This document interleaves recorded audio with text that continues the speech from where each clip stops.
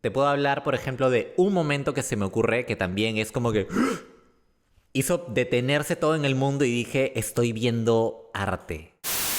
De repente viene Edward Scissorhands y se vuelve el patrón. El patrón de los desadaptados. El patrón. ¿No? El patrón. Es el típico caso, ¿no? Del que sigue y sigue. Cuando ya debió parar hace Grey's Anatomy. Rápidos y Furiosos. Oye, tal vez Transformers. Y podríamos seguir. Podríamos seguir echando shade, pero es Navidad.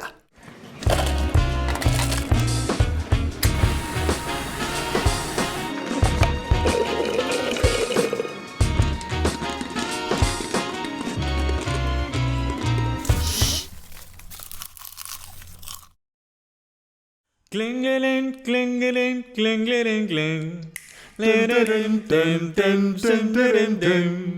Dun, dun, dun, dun. Bienvenido, bienvenida y bienvenide al podcast de No se dice canchita, tu podcast favorito de cine y series que absolutamente nadie había pedido, pero sin el cual ahorita nadie puede vivir. Bienvenido, bienvenida una vez más. Yo soy Sergio Lescano, me acompaña como siempre Renzo Cuadra y el día de hoy, como habrás podido notar, es un episodio muy especial. ¿Por qué? Porque este es nuestro episodio dedicado a nada más y nada menos que a la Navidad. ¡Merry Christmas! ¡Oh, oh, oh! ¡Feliz Navidad! ¡Feliz Navidad! Renzo, ¿cómo estás? ¿Cómo están los ánimos en estas fiestas? Feliz. Muy, muy, muy feliz porque creo que que además es el episodio navideño y es el último episodio de No se dice canchita para el 2022. No. Así que creo que va a ser todo un evento. Creo que este va a ser el episodio que va a cerrar con broche de oro los primeros meses de vida de No se dice canchita. Van a haber villancicos, va a haber Va a haber chocolatada, va a haber panetón. panetoncito, va a haber de todo un poco. Vamos a leer deseos de los oyentes, ¿no? Christmas wishes. Claro, amigo secreto, fijo. Exacto. Y bueno, nada, para este episodio especial navideño, evidentemente queríamos elegir una película acorde a la Navidad, a estas fechas, pero digamos no tan clásico como digamos El Grinch o El Regalo Prometido o capaz Home Alone, ¿no? Mi Pobre Angelito, que son películas que creo a todo mundo nos gusta, pero ya las hemos visto hasta el cansancio, creo. Las hemos visto pero infinidad de veces, en doblada, subtitulada, o sea, en todas las versiones. Déjame decirte, cada 24 de diciembre con mi familia había que sentarse a sintonizar Frecuencia Latina y ver Mi Pobre Angelito. Cada 24 de diciembre, eso de las 7, 8 de la noche.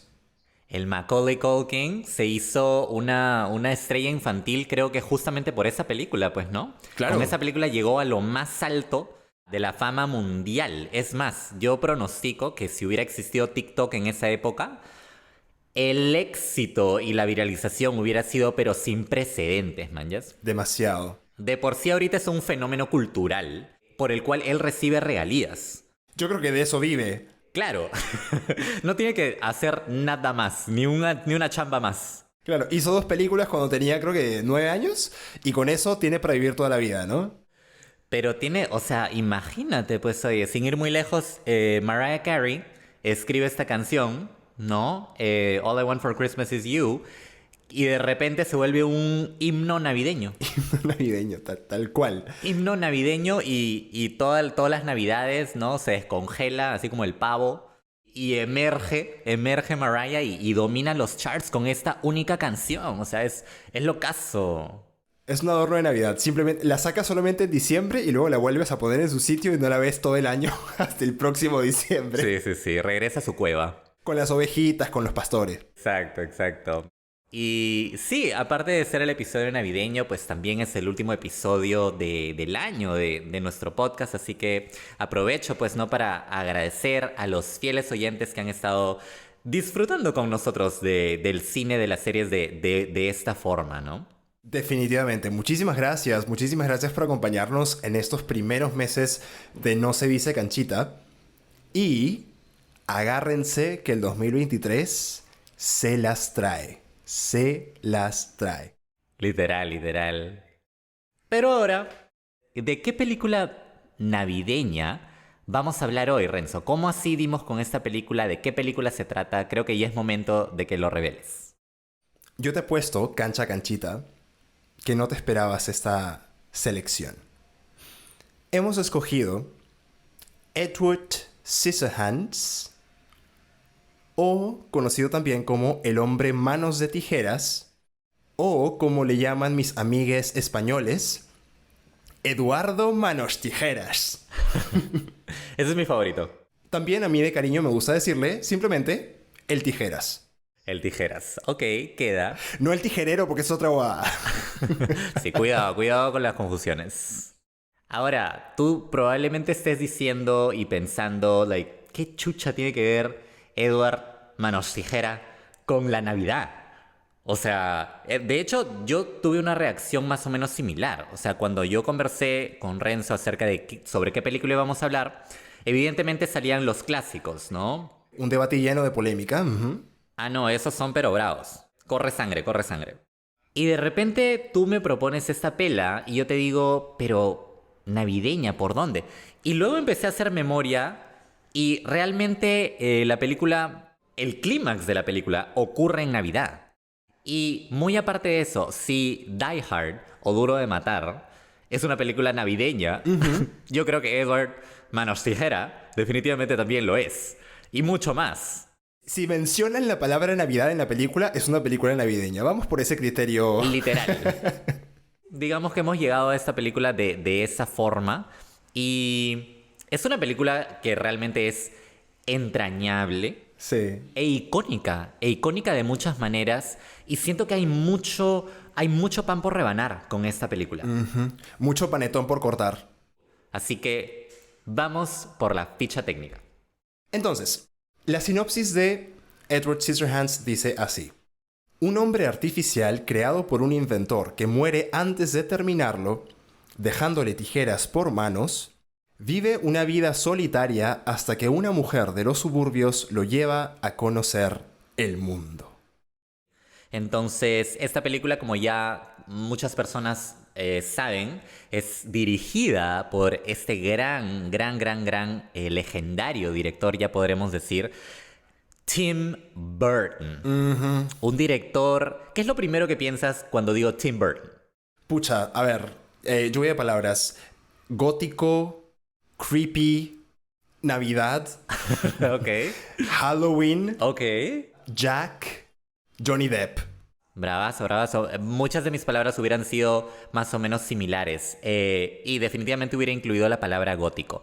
Lo más representativo, creo, de Tim Burton es precisamente la estética que tienen sus películas.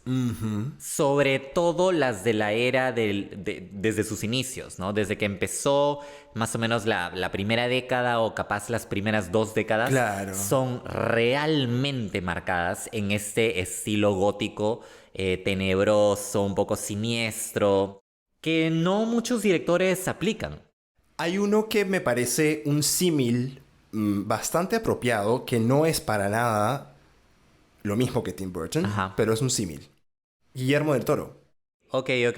Claro, fantasía. Exactamente. Fantasía, monstruos. Ajá. Yo creo que la diferencia parte desde el ángulo en el que exploran lo monstruoso y lo obscuro, ¿no? Lo gótico.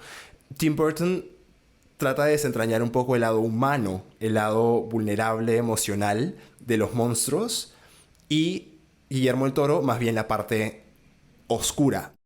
Un paralelo interesante entre estos dos directores. Es más, si en algún momento hacen una colaboración, o incluso si se van a tomar un par de chelas, yo creo que sería una velada bastante épica. Yo quiero estar ahí. Es bonito. A mí me gusta cuando hay esos directores como separados al nacer. Y no sé si tú quieres hablar algo de Tim Burton. Basta con decir, o sea, con dar una pequeña lista de películas que él ha dirigido. Él es el creador de Beetlejuice, que de hecho fue la primera en su filmografía como director hollywoodense. Beetlejuice es una película, creo, bastante icónica, ¿no? Bastante halloweenense, le podríamos llamar. De hecho. El hombre manos de tijeras, El jinete sin cabeza, El extraño mundo de Jack, ¿no? Icónica película también animada en stop motion. Hay muchísimo material. Y de hecho, cada película de Tim Burton es todo un mundo, ¿no? Sí, de todas maneras. Admito que no he visto Beetlejuice, lo cual me flagelo hasta ahorita por no haberlo hecho. Prometo... Flagélate. Ahorita mismo. Deja de sacar mi látigo. 30 latigazos y 50 Padre Nuestros, por favor. 100,000 Ave Marías. Pero prometo que by next year, ya para el próximo episodio, tengo que haber visto Beetlejuice sí o sí. Muy bien. Pero las que más he disfrutado yo de mi tío Tim son definitivamente las películas de Batman.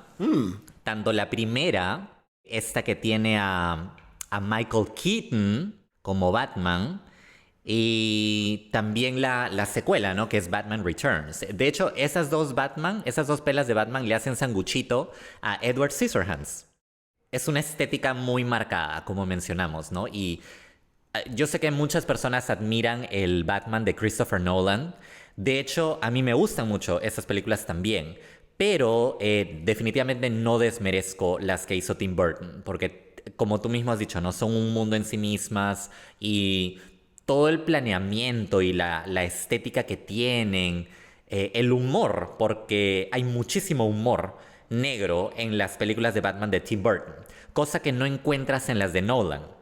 Las películas de Batman de Nolan son mucho más serias en tono, sí. Dramáticas, digamos como casi trágicas de muchas formas. Pero las de Tim Burton tienen esta vena graciosa, ¿no? O sea, tienes a Danny DeVito del Pingüino. O sea, enough said, man, yes. Icónico papel. Amo a Danny DeVito con el Pingüino. O sea, lo es todo. Y tienes toda la razón. De hecho, yo diría que las versiones de Batman de Tim Burton son un poquito más cercanas a lo que sería el cómic de Batman, ¿no? Los cómics siempre son mucho más ligeros, tienen siempre algo de humor, además de la parte oscura y profunda, dramática de la historia. Y Tim Burton explora todo eso en sus películas. Las versiones más actuales de Batman, las de Christopher Nolan y la última de Robert Pattinson también, ¿no? Son mucho más oscuras. O sea, es más... O sea, y literal son oscuras. Yo en la película de Robert Pattinson un poquito más y me tenía que poner, creo que tenía que traer una lupa al cine. Subirle el brillo. Subirle el brillo a esa huevada para ver un poquito porque era negro, literal. O sea, la película es negra. No se puede ver nada. Es verdad. Es más, los Batman de la actualidad, quizá eso habla mucho de nuestra época, se han vuelto inclusive casi depresivos. Bien emo se han vuelto. El Batman de Robert Pattinson es el Batman más caído en desgracia de todos. O sea, es un Batman pero de capa caída, literal y figurativamente hablando. Es interesante ver cómo empezó esto, ¿no? Porque Tim Burton, una vez más, sí tenía esta atmósfera oscura, pero sin dejar de lado el aspecto cómico, ¿no? Entonces... Beyond Batman, aparte de Batman, me encantó esta película del barbero, Sweeney Todd. Gran película. Excelente esta película. Helena Bonham Carter como la segunda protagonista con Johnny Depp o sea, Johnny Depp y Helena Bonham Carter en esta película son brillantes, sublimes, o sea, es una cosa increíble, me encanta esa película. Además que es un musical, me gustan los musicales, y es un musical con grandes canciones. Oye, sí. Y un personal favorite, una que quizá no es tan alabada por la crítica o capaz por las personas, pero a mí me gusta mucho El jinete sin cabeza. Me parece que, al menos visualmente hablando, siempre es muy rica de ver, porque la atmósfera, brother, es demasiado cool. Es demasiado cool. Yo estoy totalmente de acuerdo contigo. Esa película la he visto solamente en televisión, en pantallas bastante chicas. Ya, sí. Pero me encantaría haberla podido disfrutar en el cine porque es justo lo que tú has mencionado. Es una película totalmente atmosférica. O sea, tú te sientes ahí. Tú te sientes en Sleepy Hollow con la niebla, con el frío. es muy, muy, muy sensorial. Con la gente más pálida que albino. Exacto. O sea, solamente Crepúsculo superó ese nivel de palidez. No, es que a ellos no les daba el sol, pero ni un mes al año. Un mes al año, sí. Peor que vivir en el Polo Sur. Sí, es de zombie mode. Totalmente, Sí, manjas. totalmente, totalmente. Bueno, evidentemente, Renzo y yo, pues, conocemos y nos gusta, ¿no? La obra de Tim Burton. Yo creo que, incluso si no te gusta, si no eres como que fan de sus películas, tienes que reconocer el trabajo que hay detrás y la estética que hay detrás de ese director. Y fijo, te has visto una o dos películas mínimo. Mínimo. Total. O sea, no hay persona peruana que en la televisión nos haya cruzado alguna vez con alguna película de Tim Burton. Todas estas que hemos mencionado las han pasado infinidad de veces en todos los canales. Literal, literal. Entonces, bien, ahora que ya, puta, le hemos reventado más cohetes que en Año Nuevo a mi estimado Tim Burton, ¿qué tal si pasamos un poco a hablar del reparto? ¿Quiénes conforman este reparto? Quizá lo más interesante es que esta película, Edward Manos Tijera, es la película en la que por primera vez trabajan juntos Tim Burton y Johnny Depp. Esta dupla... El debut. Este dúo dinámico que es un caso que se repite muchas veces en el cine. Los directores tienen muchos actores fetiche. Bueno, Johnny Depp es el actor fetiche de Tim Burton por excelencia, ¿no? Ha estado en infinidad de películas de él. Y qué monstruo que esta haya sido su primera colaboración, ¿no? Me parece muy, muy paja, la verdad. Y Johnny Depp, pues, como estábamos comentando antes, es un actor cuyo nombre pesa tanto como el nombre de George Clooney, de Brad Pitt, definitivamente un Matt Damon, un Al Pacino incluso. Es un nombre que pesa mucho en Hollywood. Muy querido también. Exactamente, muy querido, ¿no? O sea, acabamos de ver este año 2022 el caso del juicio del divorcio de Johnny Depp. Con Amber. Exactamente, todo el mundo rooting, ¿no? O sea, haciéndole porras a Johnny Depp en todo el proceso. Increíble. Oye, sí, tal cual. La gente se levantó por Johnny. Literal, salimos a marchar por Johnny. Sí. Vigilias hicimos. Vigilias. Y es un actor, como te digo, muy, muy, muy querido, muy carismático, con roles bastante icónicos. Y roles en plural. O sea, tenemos a Edward, tenemos a Willy Wonka como personaje icónico del cine. Tenemos, por supuesto, al capitán Jack Sparrow. Actuación que le valió una nominación al Oscar incluso, ¿no? Por una comedia. Eso es algo muy inusual. Entonces, el personaje que Johnny Depp construye en Jack Sparrow es súper chévere. O sea, es la definición de divertido, de bacán. Entonces, sí. Yo creo que con esa película él ya llegó a un estatus, pues, ya en la estratosfera, ¿no? Creo que ahí todo el planeta realmente lo conoció y lo amó. Sí, porque además Piratas del Caribe fue un blockbuster. O sea, fue un éxito de taquilla de los top, yo diría, de la década del 2010, más o menos. 2000 a 2010. Claro, y de la historia. Exacto, esa película rompió bastantes récords en su momento. Entonces, cuando hablamos de la relación de Tim Burton y Johnny Depp, en realidad todas estas películas que hemos mencionado no son necesariamente super éxitos, mega éxitos de taquilla al nivel de Piratas del Caribe, ¿no? Yo creo que ya Piratas del Caribe llevó a Johnny Depp a un nivel incluso muy por encima de lo que había hecho antes. De todas maneras, sí. O sea, de la mano de Disney, esa película es una máquina. Es un monstruo que tuvo muchísimas secuelas, tuvo todo este parque de diversiones dedicado enteramente, ¿no? A la película, una montaña rusa. O sea, tanto merchandising, ya se volvió un fenómeno básicamente, Piratas del Caribe. Y para probarlo está la recatafila de secuelas, ¿no? Sí. Se fueron un poquito de mambo, la verdad, porque creo que es el típico caso, ¿no? Del que sigue y sigue, cuando ya debió parar hace Grey's Anatomy. Rápidos y Furiosos. Oye, tal vez Transformers. Y podríamos seguir. Podríamos seguir echando shade, pero es Navidad. Es Navidad, así que vamos a take it easy. Es Navidad. Tregua. Ahí lo vamos a dejar. Hablando de Jack Sparrow, aquí es cuando el mundo, es decir, las masas, ¿no? Inclusive fuera de lo que es los universos que crea Tim Burton, conocieron el poder de caracterización que tiene Johnny Depp como actor. Yo siento que Johnny Depp es un actor que tiene un poder increíble de crear personajes de cero. Y yo creo que esta película, El hombre manos de tijera, fue la película que precisamente le aclaró al mundo y a Hollywood que Johnny Depp era un actor que tenía esta capacidad. De todas maneras. Y yo iría incluso más lejos y aplaudiría mucho la decisión de Johnny Depp de encarnar este papel. Porque siento que es un papel que it could have gone very wrong. O sea, en manos del actor equivocado. Y del director equivocado. Y el director, o sea, pudo haber salido muy mal. Hubiera podido ser muy risible. Una ridiculez total. Ridiculez, exacto. De acuerdo. Pero ahora que no desmenucemos un poco más la película, vamos a ver justamente por qué el casting de Johnny Depp es tan acertado. Dándole un poquito más de contexto a esto que acabamos de decir, antes de El hombre manos de tijera, Johnny Depp era una especie de ídolo adolescente y no pasaba de ahí, ¿no? Era el Justin Bieber de Hollywood de esa época, de los 90s y late 80s. Este de aquí fue un cambio total, o sea, fue un cambio vertiginoso. El papel de Edward en El hombre manos de tijera, que lo llevó a demostrar que él podía hacer un trabajo totalmente distinto.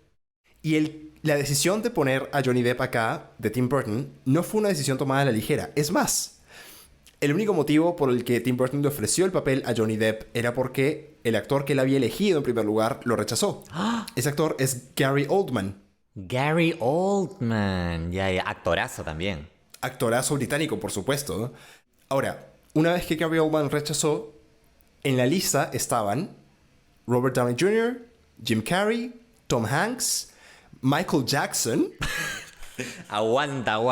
Michael Jackson. Michael Jackson. ¿Estás seguro? Seguro. Sí. Ok. I mean, el color de la piel ya lo tenía, pero más allá de eso creo que no. Y la contextura, ¿no? El look también. Oye, un poco. Michael Jackson es el Edward Manos Tijera de la vida real. Exactamente. Totalmente artificial. Sí, total. Y hubo un actor que llegó, digamos, la última etapa del proceso de selección, que fue Tom Cruise. ¿Tom Cruise? Y Tom Cruise declinó el papel. ¿Sabes por qué? Porque la película no tenía un final feliz. Al niñito Tom Cruise no le gustaba que la película no tuviera un final feliz, porque pobrecito, ¿no? Ok, man, ya estás revelando datos muy importantes aquí. Estamos hablando de la época en la que todos estos actores eran jovencitos, ¿no? Y estaban, no iniciando porque ya sonaban muchísimo, pero todavía estaban ahí. Estaban tiernos. Sí, pues claro, porque esta peli es del 90, ¿no? Estamos hablando de hace 30 años ya. Ajá. Y cuando Tim Burton aceptó reunirse con Johnny Depp para entrevistarlo, digamos, para el papel, Johnny Depp se cagaba de miedo. Él pasó por un síndrome de impostor terrible porque jamás iba a pensar que Tim Burton, director de Beetlejuice, lo iba a elegir para hacer un papel como este, ¿no? Que era un papel tan difícil. Pero finalmente, pues, lo llamaron, le dijeron, oye, aceptado, aprobado, comienzas mañana. Y el resto es historia, ¿no? Qué chévere. Y aparte de Johnny Depp, porque evidentemente él es quien ancla la película, pero tiene algunas contrapartes en cuestión de actuación, de reparto, que son muy bacanes también. Por ejemplo, a mí me gustaría hablar de esa actriz que se llama Diane Wiest. ¿Así lo pronunciarías? Wiest. Me imagino que sí. Sí. Sí, la actriz Diane Wiest. Esta actriz a mí me gusta mucho. Sin embargo, no la he visto en demasiadas cosas, pero te digo en que sí la he visto. Ella es una actriz ochentera, más que nada. Sus películas son de esa década. Y en esa década ella colaboró bastante. Fue una de las actrices fetiches de Woody Allen. Oh, wow. A mí me gusta mucho el cine de Woody Allen y ella está, en mi película favorita de él, que es Hannah y sus hermanas. Hannah and Her Sisters. Ella interpreta a una de las hermanas. Y me encanta su estilo de actuación. No es una actuación a lo estrambótica ni muy teatralizada. Es más bien una actuación bastante como realista. Down to earth. Muy anclada a tierra. Una actuación que casi ni parece actuación. Claro, yo creo que la otra cara de la moneda sería Johnny Depp. ¿no? Que hace personajes totalmente locos y fantásticos. O Helena Bonham Carter también, Quizá, claro, claro, claro. que es muy teatral, muy dramática en cómo actúa, grandilocuente, digamos, con su actuación, ¿no? Diane West es todo lo contrario, es muy sobria. Ujú. Y bueno, completando el triángulo, tenemos a una actriz más que completa pues el reparto principal de Edward Scissorhands, que es nada más y nada menos que Winona Ryder. Esta actriz noventera, hollywoodense, que conquistó Hollywood, tuvo una era un poquito turbia, en realidad. No sé si tú escuchaste el chongo que le hicieron por el tema del shoplifting. ¿What? Cuenta el chisme. Oye, yo quiero saber qué le pasó a mi amiga la Winona, por favor. Cuéntame qué le pasó a la Winona. Bueno, de repente Winona, ¿no? Se puso un poco clepto, y puta, se bajó unos collares, unas pashminas, y ¡pum! Se las llevó. ¿En serio? O sea, ese fue el chisme, ¿no? Digamos que, y con ese estigma se quedó. Entonces tuvo una temporada baja, una temporada donde la gente ya no sabía mucho cómo tomarla, pensaban que estaba un poco inestable, qué sé yo. Esto me recuerda a lo que le pasó, por ejemplo, a Britney Spears. Claro, tal vez no a ese nivel mediático, pero de todas formas, ¿no? Tal cual.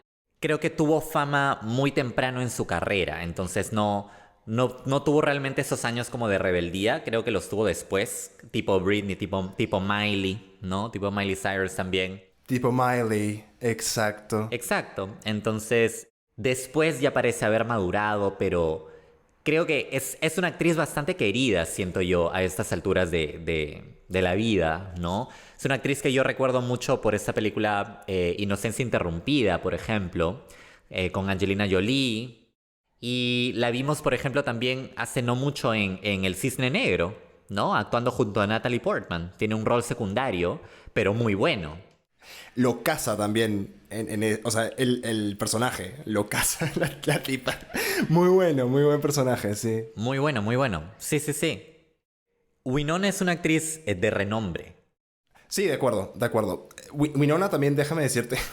De hecho, no sabía toda esa parte. Tenía ese concepto de lo medio cucu de Winona, Ajá. pero no sabía por qué. Entonces, ahorita que ya me dices, y el análisis de la madurez tardía me parece interesante, pero Sí. como dicen por ahí, ¿quiénes somos nosotros para juzgar? Exacto. Entonces, pues exacto. ahí lo dejamos. También tuvimos nuestra era de cleptos, así que no hay que... No lancemos la piedra, no lancemos la piedra. No hay que ver la paja en el ojo ajeno. Siempre la paja de uno primero. Exacto, siempre. Bueno, yo conozco a Winona por Beetlejuice. Porque yo Beetlejuice la vi de muy chiquito. Entonces esa fue la primera vez. Y de hecho creo que fue uno de sus primeros papeles grandes.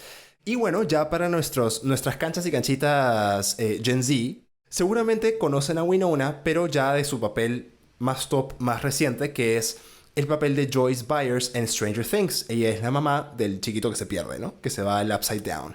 Entonces, igualmente, un personaje bastante inestable, bastante loco, ¿no? Que creo que calza muy bien con el perfil de Winona.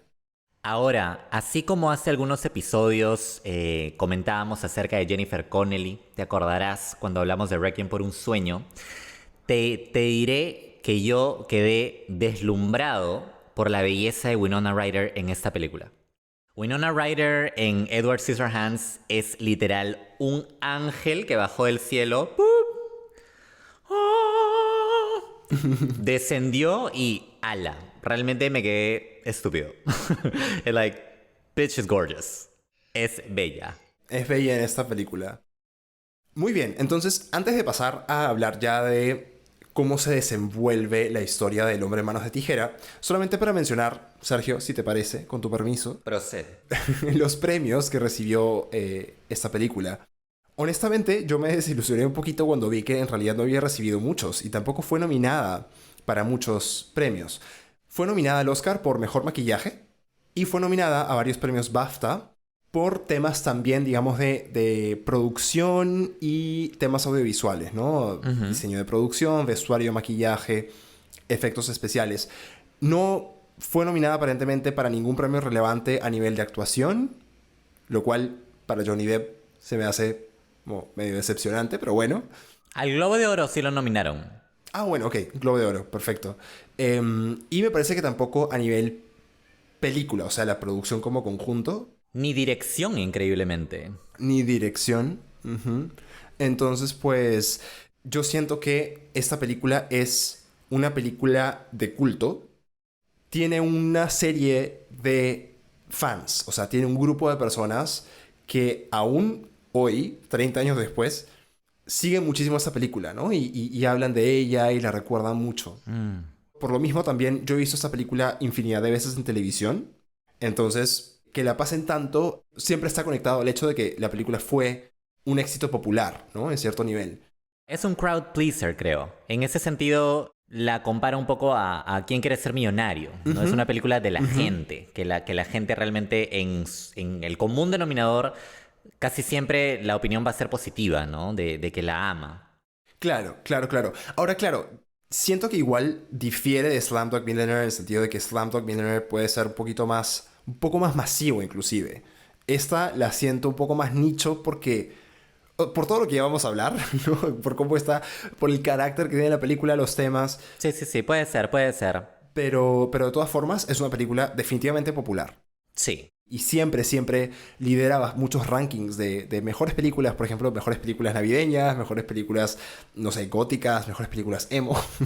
Entonces, Mejores películas de Tim Burton también. Siempre está arriba en esa lista. exactamente, hay muchas personas que la consideran su mejor obra, Ujú. entonces pues hay bastante para decir, ¿no? En cuanto a la calidad de esta película.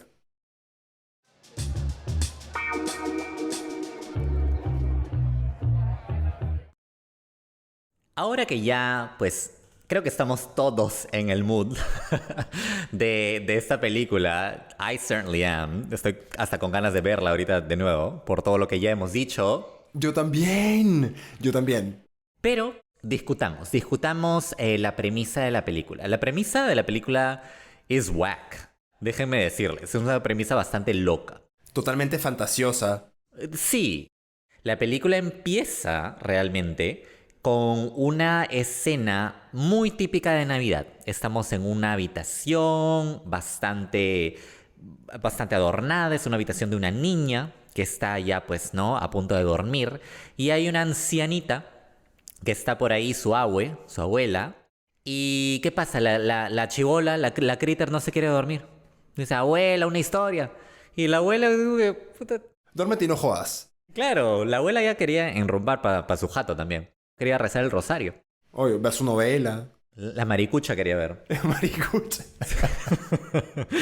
Entonces, ahora, interesante, si la abuela se hubiera ido, no hubiera película, ¿no? Entonces, por supuesto, la abuela se queda. Y la chibola le pide, pues, que le cuente una historia. Y le empieza a contar la historia que es la historia de la película, que es la que nosotros empezamos a ver. Bueno, nos empieza a contar la historia de este pueblo. Es un suburbio. Un suburbio de algún lugar de Estados Unidos. Realmente no especifican dónde, realmente no interesa dónde tampoco. Pero es un suburbio bastante cliché, diría yo. Ajá. Porque todas las casas evidentemente son iguales, todas las casas son color pastel, todas las casas están habitadas por mujeres que son amas de casa. Esto está ambientado en una era, evidentemente, en la cual las mujeres todavía no formaban mucho parte de la vida laboral. Solo se dedicaban al hogar, Al cuidado. Ujú. al cuidado. De hecho, los hombres tienen muy poco protagonismo. Los esposos tienen muy poco protagonismo. Más que nada son las mujeres Sí. quienes conocemos, ¿no? Quienes se quedan en el vecindario cuando los esposos se van a trabajar. Entonces, en este suburbio bastante pintoresco, muy idílico de hecho. Y monótono, ¿no? Idílico y monótono, sí, de todas maneras. A mí la verdad me parece el sitio más aburrido para vivir. Claro, literal. Es como lo más interesante ahí es que el cartero pasando. Claro, a tal punto pues las vecinas básicamente están buscando cualquier excusa para chismear un poquito, ¿no? Porque nada sucede, nada pasa ahí. 100%. Eso me pareció divertidísimo. O sea, el más mínimo evento era ya razón suficiente para que las vecinas se llamen y digan, "Ah, oye, no sabes. Todo porque se había aparecido con un visitante, ¿no? Vino alguien nuevo. Y literal, las tías pues no tenían nada que hacer, la verdad. usaban cualquier excusa para juntarse y chismear, pues, ¿no? Es como dices tú, muy monótono, es un ambiente muy monótono. Entonces, de hecho, la película empieza o abre con esta pequeña secuencia de la vida ordinaria de Peg, que es esta vendedora de Avon, yendo de puerta en puerta, ¿no? Ofreciendo sus productos a los vecinos. Y déjame decirte que desde esta escena yo me enamoré del personaje de Peg. Muy bien intencionada con su speech de Avon. Y bueno, ¿qué es lo que sucede? ¿Qué es lo que rompe un poquito la dinámica?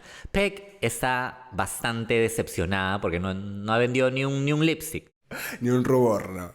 Entonces está en su carro, está tachando nombres literal en una lista de todas las personas que le han dicho que no. De repente, usa el espejo retrovisor de su carro para mirar hacia atrás y nota que más atrás, o sea, arriba... De una especie de colina, ¿no? Claro, en la cima de una colina está una casa, una especie de mansión, que rompe por completo, visualmente, con el mood del suburbio. Ajá. Porque ya hemos hablado que el suburbio es colorido, es tranquilo. Ya, esta casa es la mansión embrujada. Literal. Es negra, tiene árboles sin hojas, así ramas recontra siniestras. Piénsese en la casa de los locos Adams. Tal cual, tal cual. Esa es la jato. Era para que hagan un multiverso ahí cuando ni siquiera se hacía eso. Para que aparezcan los locos Adams ahí, hubiera encajado perfectamente. Crossover. Un crossover, exacto, un crossover. Entonces a Peg, ya que todo el mundo pues le había choteado, se le ocurre ir a esta casa siniestra, pues, ¿no? Porque capaz hay una Morticia Claro. que le va a comprar un lipstick negro. Morticia usa rubor, usa sombras, así que obviamente le va a comprar. Morticia usa harto maquillaje. Harto maquillaje. Harto maquillaje. Claro. Le va a vender un esmalte a dedos, ¿no? Un set de manicure. Entonces Peg, pues, dice, ¿sabes qué? Vamos a intentar. Entonces va a esta jato. La pinta de esta casa es una cosa terrorífica. Literal, parece que te van a mover el piso y te caes en un hueco sin fondo. O te van a disecar. Sí, algo muy, muy extraño y creepy pasa en esa casa. Pero ingresa y de pronto ve que hay un jardín hermoso. Adentro hay un jardín muy lindo, ¿no? Con estos arbustos súper bien cuidaditos, cortados en unas formas extravagantes, súper lindas. Entra y no hay nadie. La casa está completamente vacía y llena de polvo. Sube unas escaleras y de pronto llega a lo que parece ser un cuarto. Hay una cama, toda raída, toda como medio derruida, al lado de una pared que está llena de recortes de periódicos y de revistas. Entonces parece que sí hay vida en esa casa, no está completamente abandonada, ¿no? De pronto mira al otro lado de la habitación y ve una figura entre las sombras.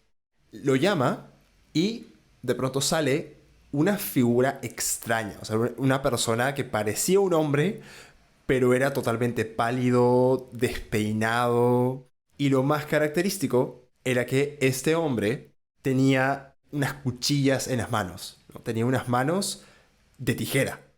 No eran unas manos humanas. Ese encuentro es rarísimo. Y aquí es donde se empieza a denotar la parte fantasiosa de la película, ¿no? Porque el intercambio que hay en ese momento es un intercambio totalmente fantástico, inverosímil, digamos, que nunca pasaría en la realidad, pero está súper bien ejecutado, ¿no? Básicamente Peg se compadece de este joven, porque es un joven, es casi un niño, es digamos un adolescente de como 17 años, y decide llevárselo a su casa. Decide que lo va a adoptar, básicamente como un hijo. Así que lo sube a su carro y lo lleva manejando hasta su casa y le dice, muy bien, a partir de ahora te vas a quedar acá. Y ahí comienza un choque entre dos mundos, ¿no? El mundo de Edward, que es este joven con manos de tijeras que se encontró Peg en esta mansión toda extraña, y el mundo de suburbia, digamos, ¿no? Este pequeño vecindario donde nunca pasaba nada y de pronto viene un hombre totalmente extraño a irrumpir en la armonía aburrida en la que vivían estas personas, ¿no? Sobre todo estas amas de casa. Tengamos en claro que este no es simplemente un hombre extraño. Este es un hombre que casi ni siquiera es hombre realmente. Es Exacto. más como una especie de ente.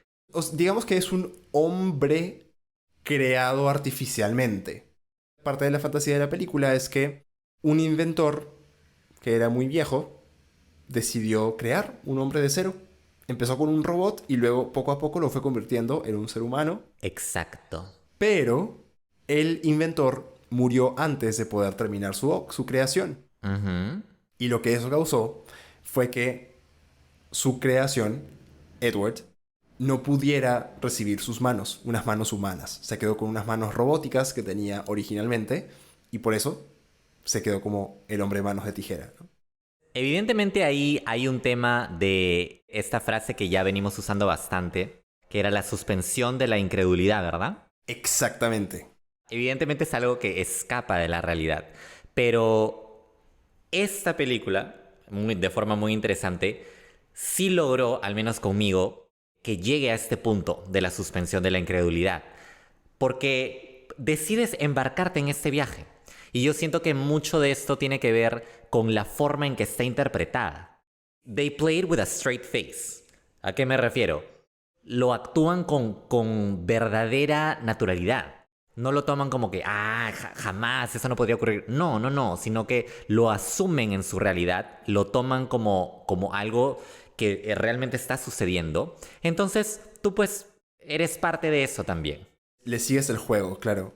Y lo que me gusta de esta escena inicial, de este encuentro, de este primer encuentro entre Peg y Edward, es que justamente el carácter de Peg se evidencia mucho, ¿no? Es una mujer muy, muy dulce, muy maternal. Exacto. Creo que el instinto que más le sale a ella es ese, el materno, de protectora, como si se hubiera encontrado un niño indefenso, que en muchas formas lo es. Porque no ha estado nunca en sociedad. Entonces es como una suerte de hombre salvaje casi.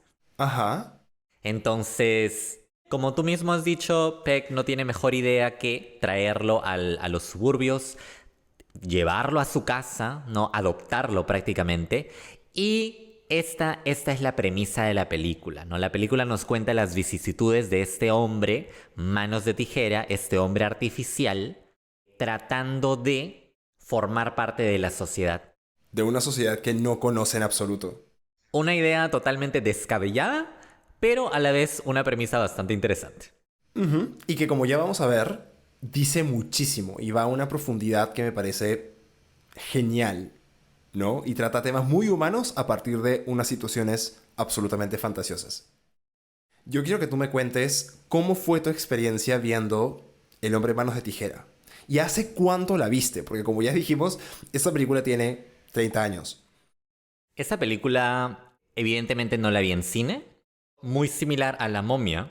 Pues yo estaba viendo televisión y de repente encontraba, ¿no?, un canal y estaban dando esta pela, pero empezada. Entonces, en muchas ocasiones he visto esta película por partes, ¿no? Desde la mitad para adelante, o a veces solo veía unas cuantas escenas y luego tenía que salir, qué sé yo. Ajá. Entonces, para verla completa, yo siento que han pasado, qué sé yo, más o menos unos 10 años de lo que realmente compré la película, me senté a verla de inicio a fin.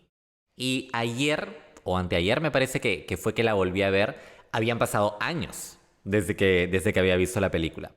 Y la verdad es que la disfruté muchísimo. Es una película, como dije al inicio, muy entrañable, que tiene una fuerza narrativa bien bacán. Mm. O sea, por más descabellada que sea la premisa, la curiosidad tuya como espectador pesa más y realmente te intriga. Te intriga saber qué más va a ocurrir o qué va a ocurrir con este hombre extraño que de repente lo han soltado en plena suburbia. Es un viaje muy bonito en el que vas acompañando a Edward. Es como ver a un niño que recién le están enseñando a convivir con personas, ¿no? Una especie de Mowgli. Sí, sí. Que lo traen con los humanos. Bueno, déjame decirte, confesarte, mejor dicho, que yo nunca había visto esta película hasta hace 2 días. No completa. He visto pequeñas secuencias, he visto algunos momentos, escenas en televisión a lo largo de los años, pero jamás la vi completa. Nunca supe exactamente de qué se trataba. Siempre fue evidente que esta película era una película como creepy, como oscura, gótica. Uh-huh. No sabía hasta qué punto era una película de terror, de hecho. Pensé en algún momento, toda mi vida, de chico, yo pensaba que era una película de terror. y cuando la vi esta semana, la vi con ojos absolutamente frescos. ¡Qué bacán! Es una de esas películas que se van por direcciones totalmente distintas a las que tú te esperas. En la película no pasa nada que sea predecible. Eso me parece bravazo, ¿no? Porque se disfruta muchísimo. Sí. Hasta el momento tengo incluso esa sensación de que la próxima vez que la vea voy a poder entender cosas mucho mejor, voy a poder reparar en detalles mucho mejor y que por eso la voy a disfrutar más. Otra cosa que me gustó es que es una película que tiene fantasía, tiene ciertos elementos de terror gótico a nivel audiovisual, es decir, el diseño de producción, los elementos que vemos en pantalla y el protagonista son terroríficos, podríamos decir entre comillas, ¿no? O sea, tranquilamente podrían funcionar dentro de una película de terror. Pero esta película no se va en esa dirección, ¿no? Cuenta una historia de amor, cuenta una historia de pertenencia, ¿no? Y de tratar de encajar en una sociedad que te es muy ajena. Son temas muy humanos, ¿no? Que utilizando recursos de fantasía, Tim Burton te permite explorar. Y eso me encantó, me encantó. Otro elemento grande de esta película es la comedia. De hecho, la película empieza en un tono súper cómico, que yo no me esperaba. Sí. En un par de videos escuché un término que me gustó. A ver. En inglés es Fish Out of Water Comedy. Comedia del pez fuera del agua. Ok. Una historia que te cuenta el caso de un personaje que de pronto llega a un mundo que no es el suyo y tiene que adaptarse, ¿no? Y en esa adaptación sufre un montón. Claro. Y pasan un montón de cosas que se prestan para situaciones cómicas, porque obviamente pues no sabes cómo funcionan las cosas, ¿no? No sabes dónde estás parado. Que es una fórmula recontra utilizada en Hollywood. Un montón, obviamente. Pero ese es el tema con las fórmulas, ¿no? Se utilizan repetidamente porque se sabe que funcionan. O sea, sin ir muy lejos, Avatar, la primera película, es justamente eso, ¿no? Jake Sully es un militar que de repente tiene que acostumbrarse a estar en el cuerpo de Avatar e interactuar con una comunidad a la que no, de la que no tiene ni idea de cómo funciona su vida, ¿no? Entonces, Ajá. claro, este término fish out of water o de persona como que foránea es bastante explotado. Y ameritaba hacerlo, pues, ¿no? Porque creo que ese es de los mejores aciertos de la película, que nos muestra realmente tantas variantes de vida a la que esta persona se tiene que acoplar. Y es cómico verlo hacer eso, ¿no? A cosas tan simples como una cama de agua, Sí. ¿no? Cuando él llega y lo instalan en la cama de agua, tú lo ves rebotando y es gracioso, pues, ¿no? Esa escena me encantó. De hecho, es una escena muy graciosa y me encantó y es muy tierna. Sí. Ese es otro sentimiento que me despertó muchísimo la película, ternura, te lo juro. Sí. Y siento que por eso podemos considerarla dignamente una película navideña. Más allá del tema de que parte de la película, parcialmente, está ambientada en Navidad, es que esta película también tiene, por ejemplo, temáticas de familia, Sí. tiene temáticas de amistad, amor y muchísimos momentos enternecedores, realmente enternecedores. Entonces, en ese sentido, creo que es una película navideña y se gana ese título con toda la razón, ¿no? Efectivamente. Quizá lo último más resaltante para mí en cuestión de ver esta película que se me ha quedado mucho en la mente es como este choque de dos mundos, ¿no? El mundo lleno de color, el mundo lleno de monotonía, de cierta forma, el mundo superficial Ajá. versus el mundo oscuro, el mundo extraño de Edward.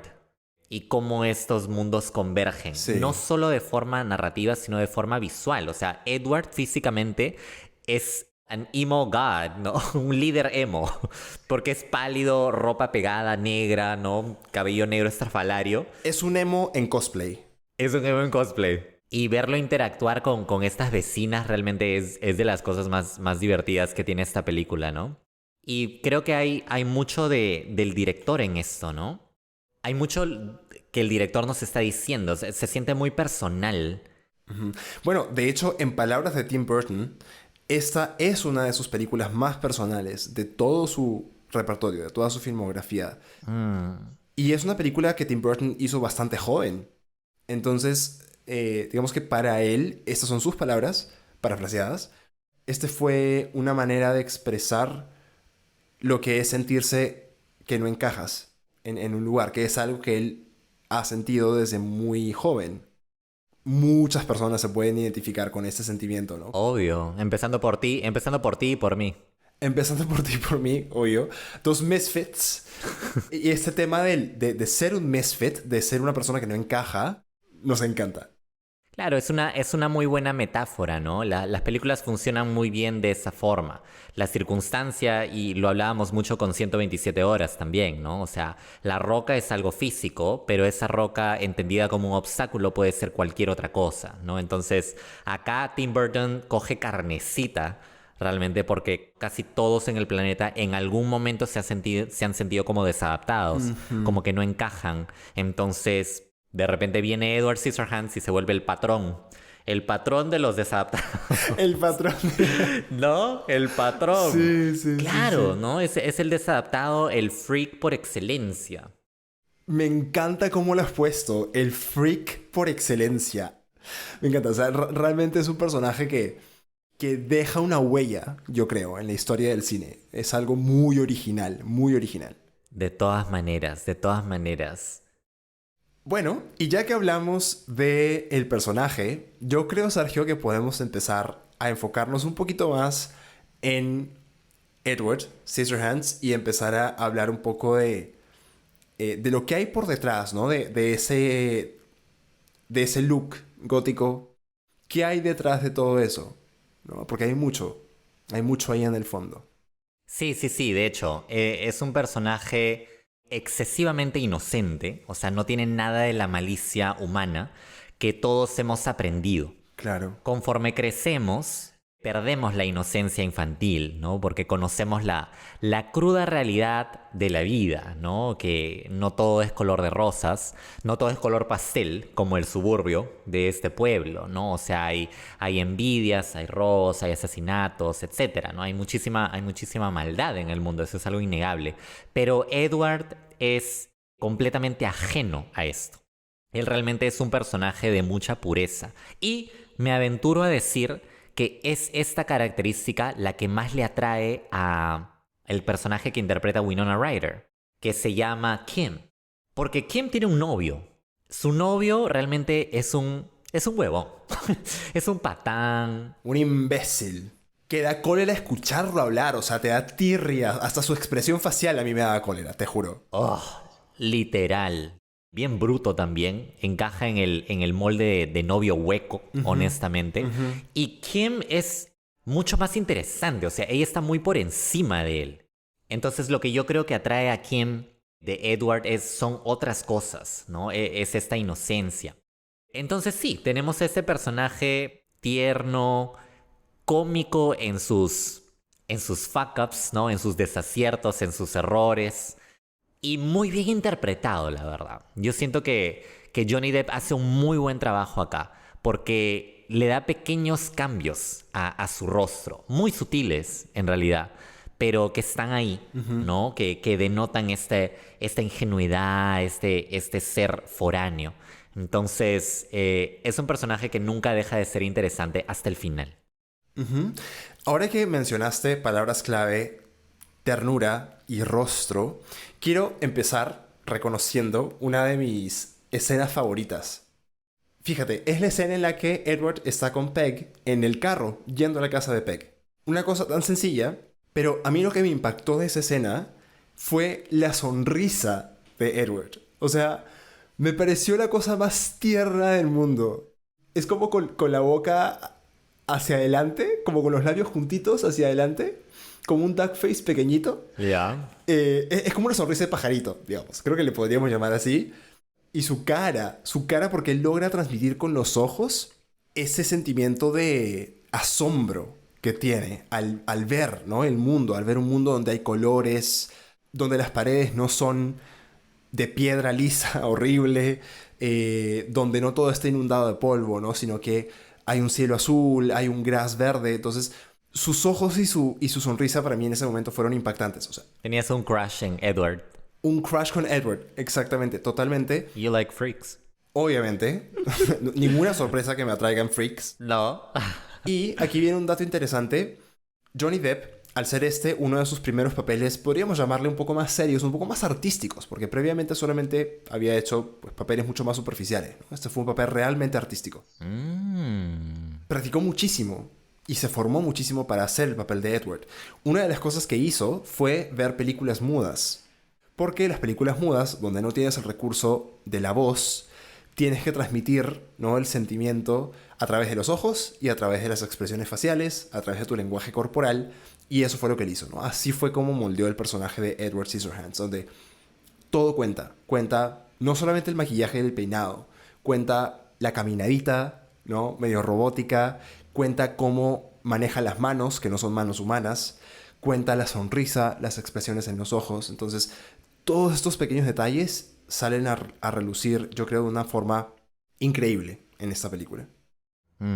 Yo siento que Edward, ¿no?, tiene muchísimos momentos en esta película que son muy bacanes. Es más, podría aventurarme a decir que cada escena con él tiene algo especial. Y muchos de estos, quizá mis favoritos, son los menos obvios.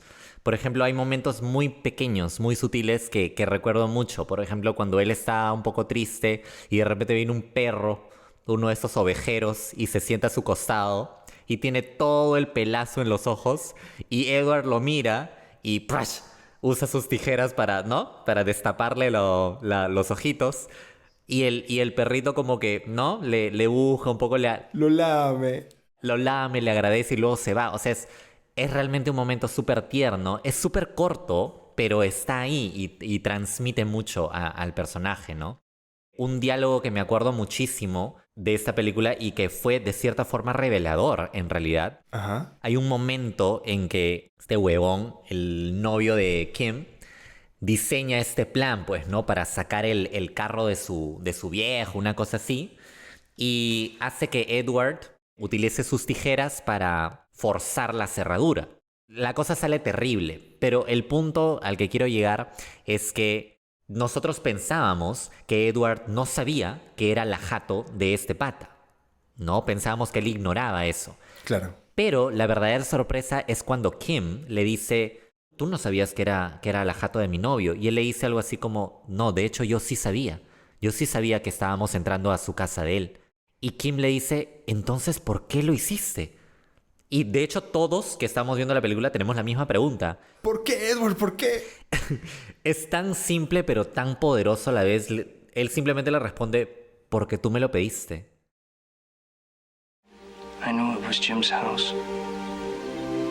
You did? Yes. Well, then why'd you do it? Because you asked me to. Bastó que le diga eso para que la otra huevona, ¡fua!, Derretida. entregada, derretida absolutamente ante Edward. Y, I mean, who wouldn't? Ajá. ¿Y quién no? Claro, que alguien haga algo por ti, que sabe que está mal, solamente porque tú se lo has pedido. O sea, Porque es un gesto de amor lo que él hace. por supuesto que sí. De vandalismo también. Exactamente. No es un gesto ético, no es un acto correcto, pero es un gesto de amor, ¿no? Y Kim lo recibe como tal. Y nuestra amiga la Winona cae rendido a sus pies, al igual que tú, yo y todas las canchas y canchitas que vimos esta película. Totalmente. We love the freaks. Ujú. Los desadaptados son nuestro jam. Exactamente. Bueno, yo quiero también rescatar otro punto sobre Edward, que es su origen. Porque su origen es, digamos, que la parte más fantasiosa de la película, ¿no? Sí, totalmente. El backstory de cómo fue creado Edward me parece interesante y creo que también se le puede sacar algo útil, digamos, como una lección. El creador o inventor de Edward es un señor viejo que básicamente tuvo un día la iniciativa de crearlo porque tenía unas máquinas, unos robots que trabajaban para él básicamente. O sea, él le encantaba construir cosas. Había construido una máquina que llenaba todo un cuarto para hacer galletas. Galletas de Navidad. O sea, galletas de figuritas. De arbolitos, de personitas. Y de pronto ve una galleta en forma de corazón y encuentra, digamos, la inspiración para que uno de los robotcitos que tenía la misión de cortar lechuga, eso era todo lo que hacía, cortaba cosas, picaba verduras, que ese robotcito se convirtiera en un hombre, en una persona de verdad. Aquí hay unos paralelos interesantes con, por ejemplo, Frankenstein. Inclusive Pinocho. Es una especie de crossover entre Frankenstein y Pinocho, ¿no? Claro. Lo que creó este inventor fue una especie de hijo, porque era una relación padre-hijo lo que tenían. Y pasa algo gracioso, que es lo que da inicio a la parte un poquito más dramática de la vida de Edward antes de tener este encuentro con Peg. Su inventor, su padre, él lo llamaba padre, muere. Muere súbitamente de una especie de paro cardíaco. Justo en el momento en el que le está diciendo a Edward, Edward, es momento de terminarte y te voy a dar tus manos. By the way, ahí hay un gesto de ternura que también me parece muy diciente, que es Edward no tiene manos, tiene todavía esas cuchillas y ve que su padre muere, está tirado en el piso y como no puede pasarle la mano por la cara, digamos, como un gesto de ternura, ¿no? Lo que hace es pasarle las tijeras y le corta las mejillas al señor, ¿no? Las tijeras se llenan de sangre, pero sigue siendo un gesto de amor. Te quiero, te demuestro que te quiero, pero al demostrártelo, te hago daño, ¿no? Lo cual es un conflicto que luego va a perseguir a Edward mucho más. Tal cual. Edward ahí se vuelve una persona absolutamente ermitaña, porque vive totalmente solo, en una casa totalmente vacía. Muy triste, ¿no? Es una vida bastante triste, la verdad. Es una vida bastante triste, y aquí hay un poquito un paralelo con la historia del jorobado de Notre Dame. Cualquier excusa para hablar del jorobado. Cualquier excusa del jorobado, obviamente.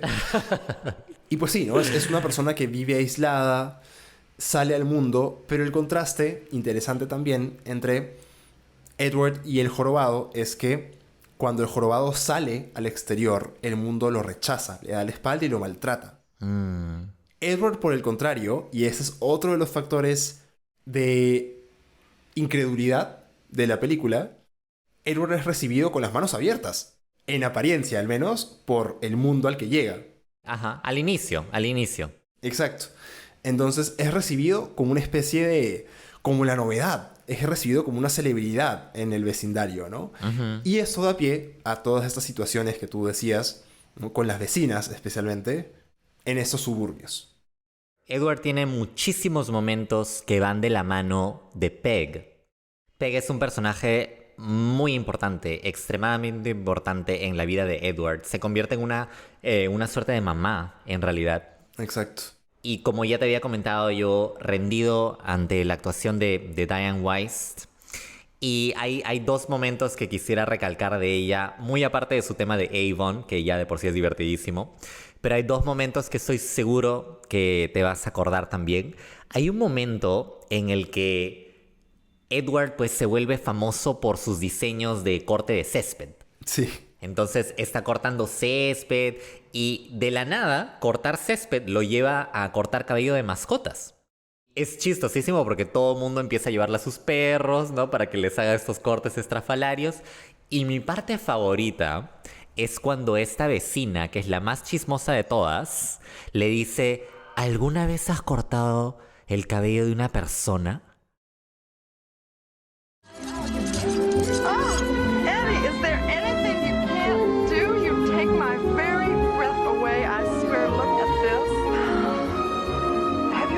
Woman's hair. Would you cut mine?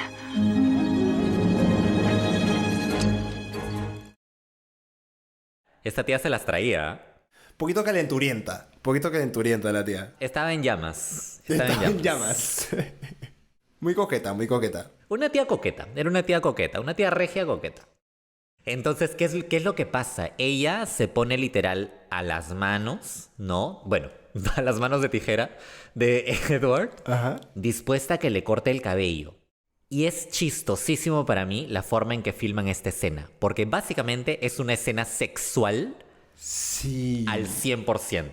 La cámara está abajo en un contrapicado, la mujer está en la gloria Ella está pero en orgasmo tras orgasmo, está pero que lo pasa increíble. Edward, ¿no? Le pasa los cuchillos ahí por el cabello, los usa para moverle el cuello. Ella está en un goce Fino, fino él. fino. Y el detalle, la cereza de esa escena es cuando ves a la mujer, pues no, ya excitadísima con el corte del pelo y su pie cómo se retuerce, así como que... ¡Ugh! Tarantino estaría, pero en el cielo en ese momento. Claro, totalmente. Muy divertida realmente. Muy divertida esta secuencia. Y bueno, me acabo de dar cuenta que Peg como que no tiene mucho protagonismo ahí. Pero el momento en que sí quiero recalcar de Peg, que sí se me quedó muy grabado, es cuando a Edward lo llevan a un set de televisión en un momento. Lo llevan, ¿no? En una especie de show, él es un panelista y le empiezan a hacer preguntas, ¿no? Como que, ¿y ahora qué vas a hacer? ¿Qué negocio vas a hacer? Etcétera. Y hay una mujer que le dice, ¿no? Tengo un amigo doctor, creo que te puede ayudar. Y él le dice, bueno, bacán, o sea, me gustaría conocerlo. Pero de repente otro panelista le dice, pero si te ponen manos, realmente ya no vas a ser especial. O sea, ya no vas a estar en televisión, nadie te admiraría ni nada. Y Edward se queda un poquito como que no sabe qué decir. Y Peg tiene unas palabras muy bonitas y le dice, no, sin importar nada, Edward siempre va a ser especial. But if you had regular hands, you'd be like everyone else. Yes, I know. I think he'd like that. But then no one would think you were special. You wouldn't be on TV or anything. No matter what, Edward will always be special. Entonces ahí creo que se ganó el corazón de todo el mundo, ¿no? De Edward, de toda la audiencia. Es realmente su mamá. Se vuelve su madre. Sí. Y lo cuida como tal, lo protege como tal. Cuando todo el suburbio le da la espalda, porque llega un momento en que eso sucede, ella sigue poniendo las manos al fuego por él, sigue cortándose el cabello con él y le dice, me honra que tú seas mi hairstylist personal. Entonces... es muy lindo este personaje realmente. Es una mamá de verdad. Creo que lo que caracteriza a una madre es el amor incondicional. Y eso es lo que ella demuestra tener por Edward, ¿no? Inclusive cuando el resto del mundo le da la espalda. Inclusive cuando Edward, claro, sin tener la intención, pero genera conflictos o genera accidentes, ella se mantiene a su lado. De hecho, esa parte que tú mencionas, yo quiero ahí dar un doble clic en esa escena porque a mí esa me enterneció un montón. Ya después de que el barrio le da la espalda, hasta se vuelve contra él, ¿no? Ya nadie se acerca a él para que le corten el pelo, para que les pode sus arbustos, en fin, sus jardines. Y de pronto tú ya ves que Peg está con el pelo cortito, porque a cada rato Edward le está cortando el pelo porque ya no tiene a quién más cortarle. Están cocinando, Edward se está sintiendo como mal, ¿no? Y Peg de una vez le dice, ¿sabes qué? ¿Sabes qué? Ven, mira, córtame el pelo, quiero que me cortes el pelo otra vez. Edward, you want to give me that new haircut? Again? Yeah, sure. It makes me proud to have you as my own personal hairdresser. Ya está con el pelo cortito, no hay nada que cortar. Pero lo hace únicamente como diciéndole, no te preocupes, yo estoy acá, yo sigo contigo. Entonces esa parte a mí me pareció demasiado tierna. O sea, me pareció un gesto maternal muy, muy, muy enternecedor. La típica madre que hace algo que puede ser que no le guste, puede ser que no lo necesite, ¿no? Pero aunque le perjudique inclusive, lo hace por su hijo. Sí, qué bonito de hecho. Y casi nunca se habla de ese personaje en las películas sobre la madre, ¿no? O sea, no se hace mucha referencia, pero quizá deberían. Sí. Oye, ahora que lo dices, yo esta película por Peg la pondría en una lista de películas para ver el Día de la Madre. Claro, a eso voy. Vamos a iniciar la tendencia. Peg is Mother of the Year. Exacto. Madre del año, perfecto. Y bueno, hablando de Peg pues tiene esta otra hija que es Kim. Es la persona que completa un poco este reparto, ¿no? Estas aristas de personajes muy distintos. ¿Hay algún momento de Kim que se te venga a la mente? Bueno, ya entendí, ya vi tu guiño. Ya vi tu guiño para hablar de la escena más icónica de esta película. La escena de la nieve. The Snow Dance. Pero, ya que tú, Sergio, fuiste la persona que me introdujo a esta película por esta escena, Quiero que tú la cuentes. Por favor, hazme el honor. Esta escena creo que va a quedar, ¿no?, en los récords, en los registros, como una de las mejores escenas del cine. Es una escena que prácticamente no tiene diálogo, cosa que es muy interesante. Entonces, solamente estamos hablando de visual, ¿no? Algo visual y, por supuesto, sonoro. Entonces, hay muchas cosas que ocurren en esta escena. Voy a tratar de resumirla lo más breve posible. Edward básicamente ya está cansado de arbustos, está cansado de mascotas, está cansado de mujeres. De repente empieza a cortar estatuas de hielo. Esculpirlas, básicamente, ¿no? Literal. Se convierte en un escultor. Entonces, al hacer esto con el hielo, ocasiona que empiece a nevar de cierta forma. Porque sale, pues, el hielo, ¿no? Por todo lado. Entonces, ¿qué ocurre? El personaje de Winona Kim está en su cuarto y de repente ve nieve caer. Entonces ella corre y dice nieve y se da cuenta que es Edward y que él está produciendo esta nieve básicamente. Y de repente ella empieza a bailar, a girar bajo la nieve. Entonces tú dirás, ¿qué tiene de especial esta escena? Todo. Yo siento que hay 3 cosas claves acá. Uno, mi tío Danny Elfman, con una banda sonora realmente sublime. Realmente bellísima esa pieza musical. 2, tenemos este ángulo contrapicado de Winona, porque la cámara está abajo en realidad. Entonces le da una especie de aura casi celestial. Realmente la ves como una especie de ángel. La ves de abajo para arriba y te impacta muchísimo. Vestida toda de blanco. Y vestida de todo de blanco, ¿no? Un detalle muy importante. Y la toma es muy cercana, ¿no? Entonces vemos sus expresiones, todo. Entonces ahí Tim Burton juega con la música, juega con este ángulo de la cámara, juega con slow motion, porque no te lo muestra así en tiempo real, no. Detiene la situación, la larga y te cambia diferentes planos, ves su mano recogiendo nieve. Es una secuencia que dura como 1 minuto, ¿ah? Pero ese minuto es riquísimo.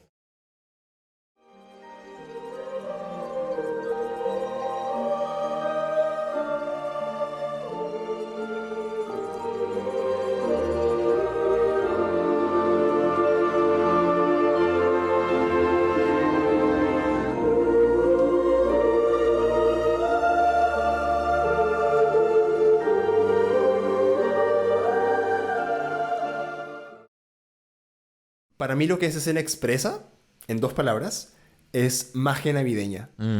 Esa frase suena muy trillada, muy marquetera, pero esta escena realmente lo representa. O sea, literal, esta escena es como para campaña navideña de cualquier tienda. Sí.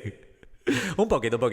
Porque tienes el jardín afuerita de la casa llena de luces navideñas, Oye, tal adornos cual. navideños. Sí. Winona está al lado del árbol de Navidad.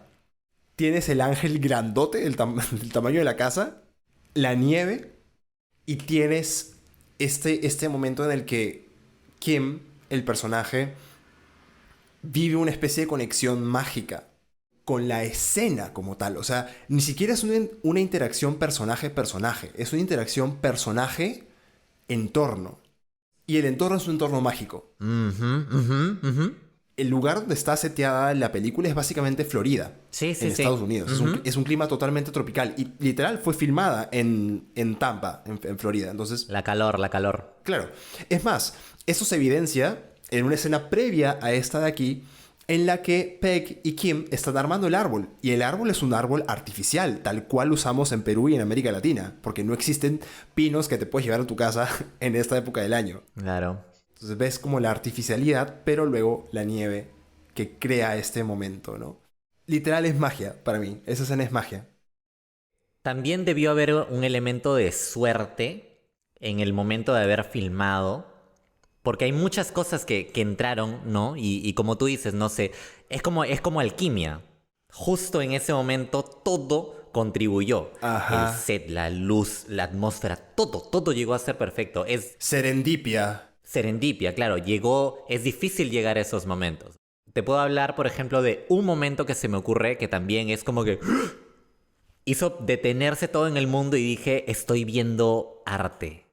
Y es cuando en esta escena de Kill Bill, rompiendo por completo. Ok. Que interesantemente también tiene nieve. Cuando la novia se enfrenta a Oren Ishii en ese jardín, ¿no? Lleno de nieve, y empieza este fondo musical de medio como que de flamenco. Esa es otra escena que para mí también es magia pura. Entonces, esta escena tiene eso. Tiene ese factor extra que realmente te hace sentir, pero puta, en la gloria. Estás como la vecina cuando le corta el pelo Edward. Tal cual. Estamos así. Esa es la sensación. Lit. Ahorita todas las canchas se están yendo buscando en YouTube. Escena de Edward Scissorhands. Snow Dance. Véanla. Ahora, en ese suburbio hay un personaje que también es un freak. Que a nadie le cae, que todo el mundo un poco raja de esa persona. Es esta mujer que es como devota, una religiosa pero extrema. Sí. Que sí. a cada rato para despotricando contra las personas y dice que no, que todo el mundo es impuro, que te vas a quemar en el infierno, que eso del otro, ¿no? Y toda la película se la pasa en ese plan. Esta mujer cuando ve a Edward automáticamente... Y es gracioso porque ella también es una freak. Y sin embargo ella... She outcasts him. O sea, lo pone a él como el extraño, ¿no? Y dice, no se junten con él tiene a Satanás adentro, etcétera, ¿no?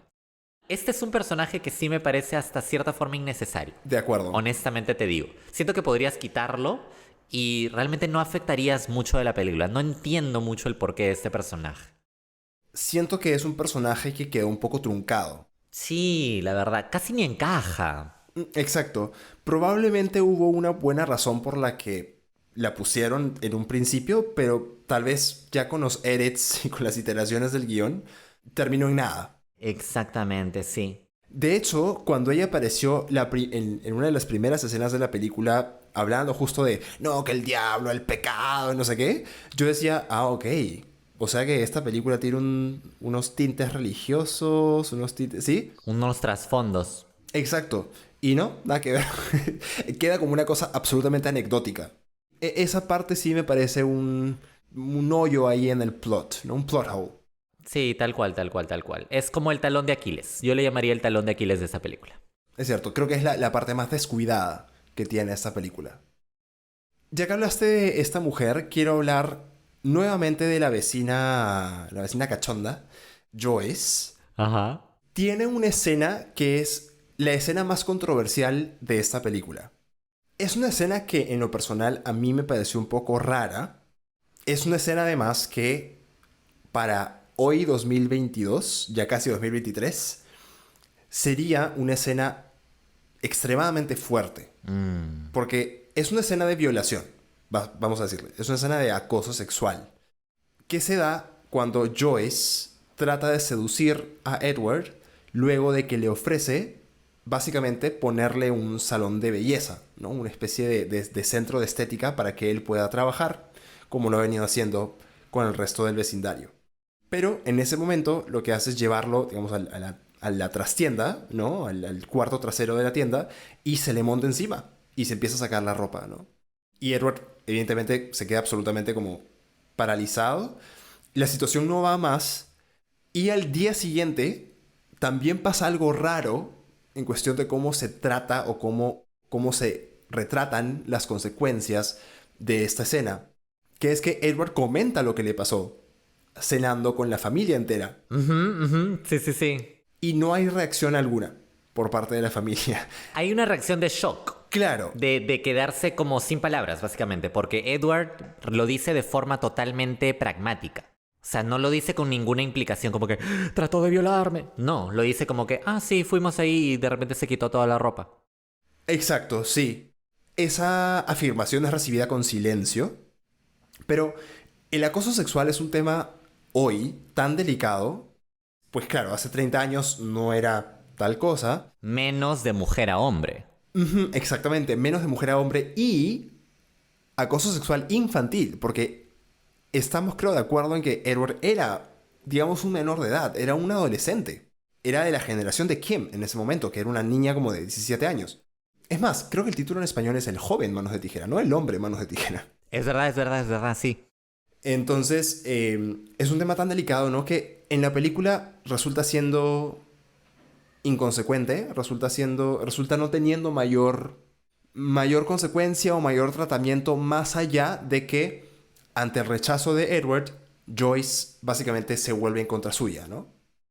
Pero más allá de eso no tiene ningún efecto, ¿no? Hoy siento que si se pone una escena así, en una película como esta, tendría todo un contexto y todo un desencadenamiento, ¿no? de eventos. Un tratamiento muy distinto.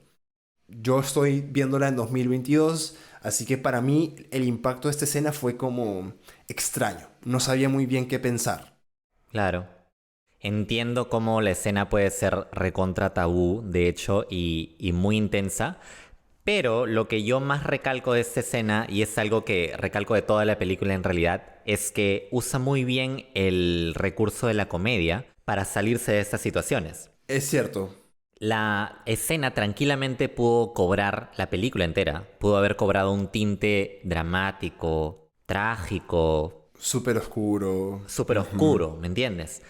Pero la película toma estos shortcuts cómicos que funcionan bastante bien para el tono de esta película, ¿no? Entonces, ¿qué es lo que sucede cuando esta señora se le monta encima? Pues se van prácticamente hacia atrás, ¿no? En esta silla del salón de belleza, ¡plop! Se desploman. Y de repente vemos a Edward saliendo, pero puta, disparado de ahí. Sí. ¿Me entiendes? Entonces, este evento de comedia física rompe con el tema fuerte, dramático del acoso sexual, del abuso sexual. Entonces, es una forma interesante de lidiar con ello, ¿no? Es verdad. Incluso la reacción de la familia es cómica, ¿no? O al menos tiene esa intención. Sí. O sea, la indiferencia viene justo por este lado, ¿no? Podríamos, o sea, no sé, tal vez ya estoy leyendo demasiado entre líneas, pero ahí podría haber una crítica hacia el acto que comete Joyce, ¿no? Porque desde la comedia tienes una especie de sátira, ¿no? De lo que podría pasar en esa situación, pero que no está bien. Quizá, pero vista con ojos de Gen Zer, quién sabe qué opinión tendrían, pues, ¿no? Esta es una película que yo ya he visto hace tiempo. Entonces es diferente. Mira, si tú le quitas esta escena, la película podría ser para un público bastante amplio. Pero ya que tiene esta escena, es una película para adultos, creo yo. Claro, la connotación es netamente sexual, 100%, ¿no? Exacto, porque inclusive la escena del orgasmo... Ajá. Del orgasmo peluquero. Hairgasm. Exactamente, el hairgasm. No sé de dónde me salió orgasmo peluquero, pero me encanta. Como es tan cómica, tal vez podría pasar. Un adolescente de unos 16 podría entender esa escena y creo que no hay mayor malicia ahí, ¿no? Podría verla y reírse y listo. Claro. Pero ya la escena del acoso es distinto, ¿no? Oye, buen análisis de esta escena. Realmente se me había pasado recalcarla. Y es una escena que puede ser muy controversial, de todas maneras. Voy a cerrar con una escena un poquito triste. Es el intercambio que tiene Peg con su hija Kim, casi hacia el final, cuando ya el mundo realmente le ha dado la espalda a Edward. Peg un poco como se sincera con su hija, ¿no? Y le dice algo así como, mi primer instinto fue traerlo, acogerlo, pero quizá no lo pensé bien, ¿no? Ahora un poco estoy pensando que quizá debe regresar, quizá debe irse de aquí, porque al menos así estaría a salvo, como que la gente no entiende a Edward aquí, no logra entenderlo. You know, when I brought Edward down here to live with us, I really didn't think things through. And I didn't think about what could happen to him. Or to us. Or to the neighborhood. And now I think that maybe it might be best if he goes back up there. Because at least there he's safe. El mundo es muy malicioso para entender a alguien como Edward, ¿me entiendes? Exacto. Es un diálogo un poco triste, la verdad. Un desenlace un poco trágico para esta relación de Peg con Edward. Pero una vez más toca con el lado humano, ¿no? de la película. otra vez, ¿no? El paralelo con el jorobado de Notre Dame es algo similar, ¿no? Es una... Y dale. Ya acá ya tengo tu jorobado. Afuera. Dios ayuda a los marginados, incluyendo a Edward Scissorhands, que tuvo este triste desenlace, ¿no? En cuanto a su relación con el vecindario. O sea, una persona, un outcast, ¿no? Claro. Un desadaptado que efectivamente no pudo ser bien recibido, ¿no? Por esa sociedad. Y eso me lleva a la escena del final de la película, que me gustaría también contar porque fue una escena que me impactó. Esta película tiene un final climático. Termina en un clímax en el que el novio idiota de Kim se enfrenta físicamente con Edward, ¿no? A tal punto que llega a amenazarle con una pistola. Hay un struggle, hay una pelea, y Edward termina apuñalándolo con una de sus cuchillas, con sus manos. No hay una pizca de comedia en esta parte, en esta secuencia, ¿no? No. Y allí es cuando llegamos al desenlace de la película, que es Edward regresa, A su exilio, prácticamente. exactamente, al exilio, ¿no? Al aislamiento en el que había vivido toda su vida, y ahí se va a quedar. Concuerdo contigo, este final está totalmente despojado de comedia y de comicidad. Edward acaba de matar a alguien, ¿no? Entonces hay un conflicto moral muy fuerte. Es el momento en que realmente la inocencia de Edward, así quiera o no, se pierde. Es efectivamente el final triste que temía Tom Cruise. Exacto. La peor pesadilla de Tom Cruise se hizo realidad. La peor vez... Sí. ¿Sabes qué es lo más triste de todo esto, creo yo? Y me acabas de revelar este insight. ¿Qué? El joven Manos de Tijera es una historia de cómo un ser puro que tiene contacto con la sociedad, que es una sociedad tan maliciosa, no tiene otro fin más que quedar manchado, digamos, corrompido por esa sociedad. Es lo que le queda a un ser puro después de haber tenido contacto con estas personas rotas. Y bueno, así cerramos, canchitas, esta Navidad nostálgica. Tú querías Home Alone, tú querías el Grinch. No, lo siento, acá no hay final feliz. Acá hay la cruda realidad de la corrupción humana. Chúpate esa, Tom Cruise. Lo siento, Chato Cruz. Para cerrar un poco, y le ponemos un poco la contraportada a este libro con la escena del Snowdance. La película prácticamente acaba. Está nevando, ¿no? Cuando la abuela le está contando la historia a la nieta, está nevando. Y ahora sabemos que la nieve significa que Edward está trabajando, por así decirlo, está esculpiendo. La nieve es ese lazo que conecta todavía a Edward con Kim, ¿no? Con la abuelita. Ajá. La nieta, de forma bastante inocente, también le dice, ¿por qué no vas, abuela? ¿Por qué no vas a verlo? Y es muy interesante que Kim no quiera ir. Ella dice, no, yo prefiero que él me recuerde como yo era antes. Qué sé yo, hermosa, joven, ¿no? A lo que iba con lo de la contraportada es que habla, pues, no sobre la nieve. Y la abuela le dice algo así como que sí, de cuando en cuando todavía me puedes encontrar bailando bajo ella. If you weren't up there now, I don't think it would be snowing. Sometimes you can still catch me dancing in it.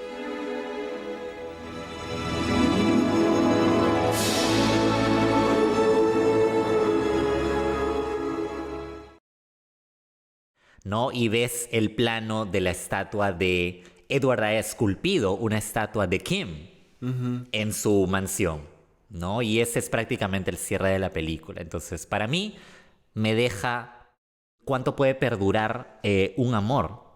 Porque evidentemente Edward, hasta el final de sus días, va a seguir enamorado de Kim. Como dijo... Daddy Yankee. Lo que pasó, pasó. Es una emergencia. ¿Cómo es esto? Es un llamado de emergencia. Un llamado de baby. emergencia. Estaba yendo por un vibe un poquito diferente. Okay. Estaba tratando de hacer una referencia a La Oreja de Van Gogh. En Rosas. Algo así dice la canción, ¿no? El primer amor es el único amor y los demás son solo para olvidar. ¡Ah, su madre! Por eso espero. Oye, ahora voy a escuchar esta canción con oídos totalmente renovados. Y yo creo que funciona también para la contraparte, porque claramente Kim, la forma en que narra la historia es desde sus ojos, desde su mirada. Entonces, lo hace con amor. O sea, ella no lo narra de una perspectiva negativa, sino lo hace todavía claramente afectada y emotional, ¿no? Está muy sensible con el tema aún a sus 138 años, ¿no? Que tiene más o menos en la escena final. Claro, más o menos como Bilbo. Por ahí, give or take, de su promo. De su promo. Qué bello cierre, ¿no? Es un cierre muy poético, de muchas formas. Muy bello. Y lo más bonito es que Jim se murió. Claro. Justice. Claro, justicia.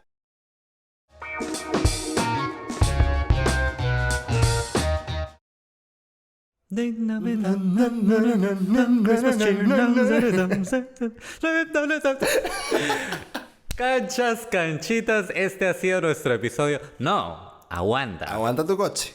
Todavía no son las 12. Hay más. Espérate. Hay más. Aguanta las uvas. Estamos aderezando el pavo. Le falta un poquito más de Coca-Cola. Vamos a pasar ahora a hablar de un aspecto que fue el aspecto más premiado de esta película.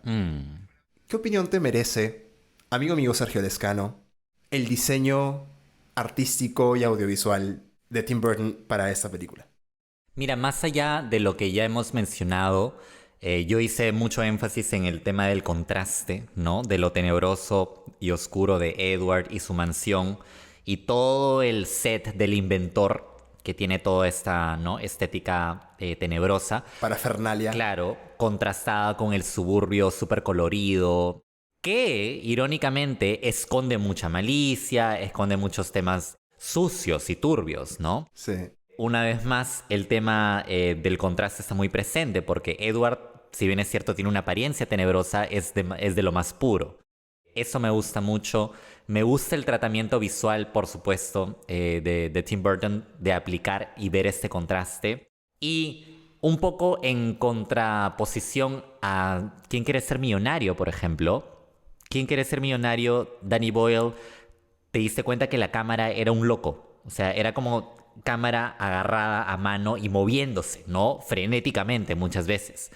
Esta cámara de Tim Burton es cámara estática. Entonces le da otro feeling totalmente. Sí. Entonces es muy interesante cómo esa decisión puede tener tanto impacto.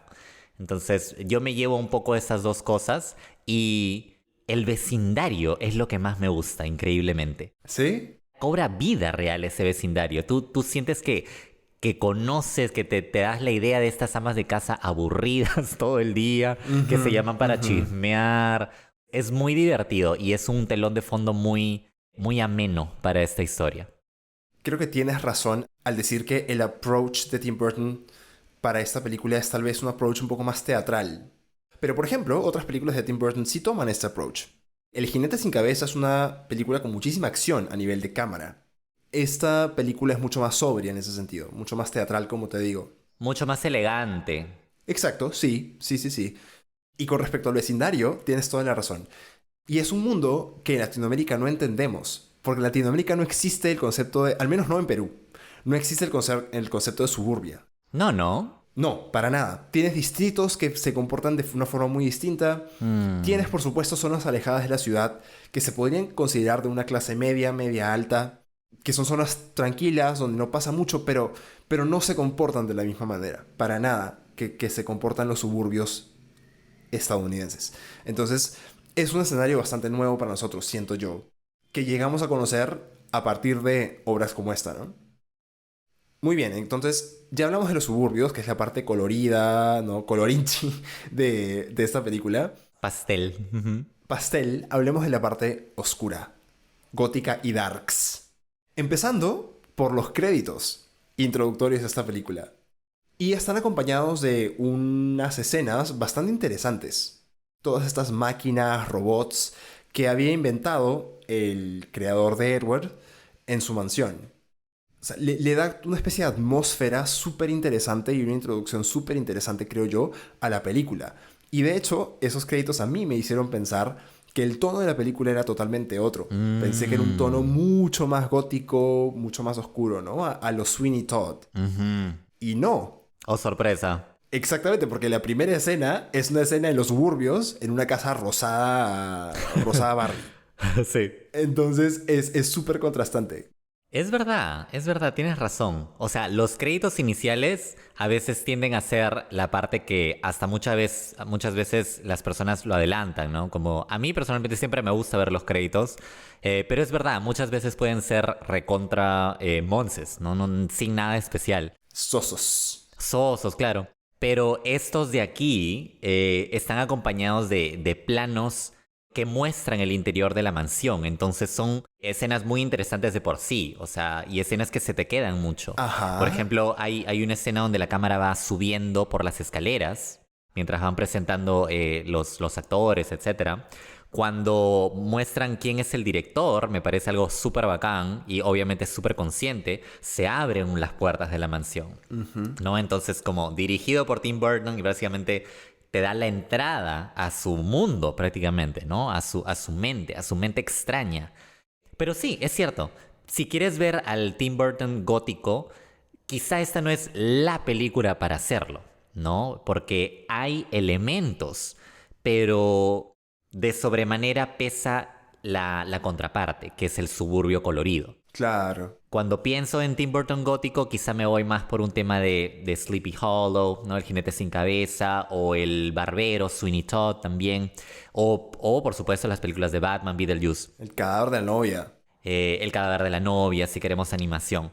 Pero esta no. Esta es como una película extraña de Tim Burton, ¿no? Con su toque gótico, sí, pero ambientada en este telón de fondo de suburbia. Sí, toda la razón. Hay un elemento de la mansión que a mí me encantó. La mansión es chévere y es la viva expresión, ¿no? de lo gótico, pero es un gótico también, digamos que desvencijado. Es como si agarraras la mansión del cadáver de la novia, pero abandonada. Y totalmente calata. Sin ningún sofá, sin ninguna mueblería, salvo los robots que dejó empolvados el inventor cuando murió. Es un escenario bastante especial también, porque los escenarios góticos de Tim Burton suelen tener mucha más vida. Es verdad. Y elementos, están llenos de cosas. Esta es una escena mucho más triste. O sea, es un gótico, pero un gótico como abandonado. Claro, ¿no? Desolado. Entristecido. Desolado es la palabra, exacto. Claro, buen análisis de ese aspecto. Ahora, estoy teniendo una especie de flashback. Creo que tú mencionaste hoy día que en la habitación, entre comillas, de Edward, habían recortes de periódico. ¿Puede ser que estos recortes de periódico decían cosas tipo niño ciego, aprende a leer con las manos? Sí, exacto. ¿Qué te dice esto, weón? Porque lo que yo estoy pensando es que Edward estaba capacitado intelectualmente, era torpe en cuestión social, pero tenía cierta capacitación intelectual porque su maestro, su creador, lo instruía, ¿no? Le enseñaba cosas. Sí, claro. Entonces, ¿podría ser que Edward era consciente realmente de su discapacidad, entre comillas, y se inspiraba en estas historias de superación, de que a pesar de ser ciego lee con las manos y... Loco, ¿no? Yo creo que era absolutamente consciente, claro, porque ya su creador le había dicho: Edward, a ti te faltan las manos y te las voy a dar. Claro. Solamente que ahí mismo se murió. Entonces no pudo terminarlo. Pero Edward era plenamente consciente, ¿no? Y has llegado a un punto que de hecho no mencioné, pero quería mencionar. En esta película también hay una temática fuerte de capacitismo. Otra vez, en el episodio del Jorobado de Notre Dame, hablamos sobre este tema, ¿no? El capacitismo es esta discriminación hacia personas que no cumplen con un ideal de... puede ser apariencia o belleza, pero sobre todo se refiere a la funcionalidad del cuerpo, ¿no? Esto era exactamente el caso de Edward. Era una persona que no tenía manos, sino cuchillas en lugar de manos.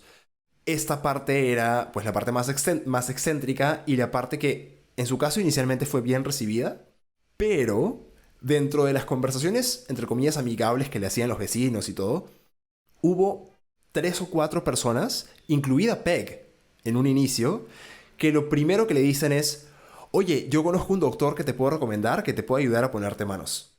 Se lo dice Peg, se lo dice un señor en una parrillada. Un panelista también. Exactamente, se lo dice una persona del público en el programa de televisión.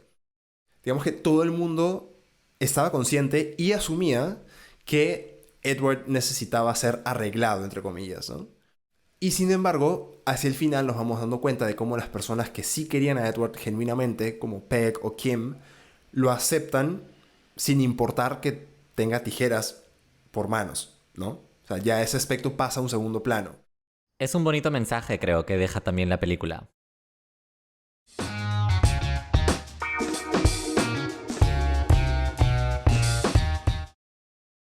Entonces, si es que nos ponemos a pensar acerca de qué moraleja nos deja esta película, qué aprendizaje, qué sensación, creo que ya hemos constatado que es una película muy, en apariencia simple, pero en realidad compleja y que tiene mucho subtexto. Pero quizá el tema que yo más me llevo es este tema de cómo las personas reciben lo nuevo y lo distinto sobre todo. Porque es muy interesante cómo todos al inicio, como tú bien dijiste, reciben a Edward como si fuera una estrella de Hollywood. Alfombra roja, es alguien foráneo, exótico, interesante. Ajá. Pero basta con que Edward no se acople realmente a las costumbres del pueblo en sí, con que rompa con todas sus tradiciones y con la forma en que ellos llevan su vida, para que la gente cambie de golpe y lo rechace por completo. Creo que eso habla mucho de una cierta hipocresía, ¿no? Porque solamente das la bienvenida a alguien siempre y cuando se acople a tu forma de ver las cosas. Si es que es alguien diferente, no, lo vas a rechazar automáticamente. Pero de una contraparte, otra cosa que también me llevo es la predominancia del bien sobre el mal. Porque en un vecindario lleno de personas pues banales, superficiales, envidiosas de cierta forma, siempre hay joyitas, hay excepciones, como Peg, como Kim. Entonces, por más que exista mucha malicia, existe también el bien y se manifiesta en algunos personajes clave de esta película. Yo tenía una conclusión básicamente igual. O sea, es uno de los aspectos que más me quedan grabados de esta película, ¿no? Ese riesgo que existe cuando pones a una persona que es realmente pura en un ambiente tóxico y las consecuencias que eso tiene. Exacto, exacto. Tal vez como para darle un tinte distinto a mi lección aprendida de la película, yo podría irme a verlo desde los ojos de Edward. Edward tiene este problema. Cuando él quiere hacer algo tan simple como acariciar a una persona o abrazarla, la pone en riesgo de ser apuñalada, rasguñada, cortada. Es exactamente lo mismo que le pasaba, voy a saltarme de género por completo, pero es lo mismo que le pasaba a Rogue de los X-Men. Ajá. Rogue tenía un poder que se activaba a través del tacto. Entonces, cuando ella tocaba a alguien, drenaba su energía y le podía causar la muerte. Entonces, ella estaba obligada a usar guantes. Entonces, no podía tocar a alguien, no podía chapar, no podía chuculum. Nada podía. Nada podía. Cero contacto. Dame contacto. Entonces, me encanta cómo en el cine hay estos parangones. ¿What? ¿Qué son parangones? Momento oculto de la noche. Oh, wow. ¿Qué es un parangón? Dícese, comparación de una cosa con otra. ¡Wow! ¡Qué fancy palabra! Jamás en mi vida la había escuchado. Ah, bueno, ya tocaba ya, porque tú siempre me Sí. schooling me. Schooling. Esta vez me tocó a mí. Esta vez tú me estás educando. Muchísimas gracias, Sergio. Exacto, Gracias por ese conocimiento exacto. que me compartes. Entonces, a lo que iba, ¿no? Me encantan estos parangones en el cine, ¿no? Rogue con Edward Scissorhands. Son personajes que no existen, jamás existirían en el mismo universo, pero que tienen esta cosa en común, ¿no? Que es cualquier tipo de cualidad, como tú dijiste, que les impide el contacto físico con otras personas y el dolor que esto conlleva. Sí, es duro. Pero pues, para no acabar en una nota totalmente trágica. Bueno, tú pediste Edward Scissorhands. ¡Es de Navidad! ¡Es de Navidad! Nos echamos a llorar con Tom Cruise, ¿no? Traumados. Literal. ¿Dónde está mi final feliz? Yo quería mi final feliz. Bueno, algo que creo que podemos rescatar, que creo que sí es un valor importante que se presenta en esta película, es el valor de la familia. Finalmente, la familia de Peg recibe a Edward como uno más. Peg toma un rol de madre, y de madre abnegada. Igualmente, el papá, entonces, vemos cómo, inclusive en estos momentos difíciles, ellos siguen siendo un punto de apoyo importante para Edward, ¿no? Entonces, creo que en medio de todo esto, una moraleja tal vez que nos deja, sí, la película es que una familia de verdad siempre va a estar ahí para ti. Claro que igual tiene un final trágico, pero... No, pero esa es la nota más alegre en la que podemos terminar, así que I'll take it. Ok, perfecto, familia.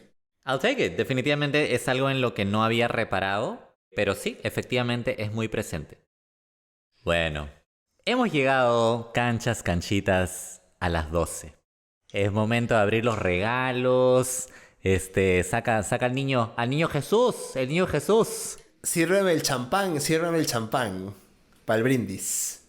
Efectivamente, compartamos, hemos llegado a este momento cumbre de la noche y del episodio en el que ya te vamos a dar nuestro rating, primero que nada, nuestro canchómetro, nuestro canchitómetro. Canchitómetro, por favor. Tarea difícil en realidad.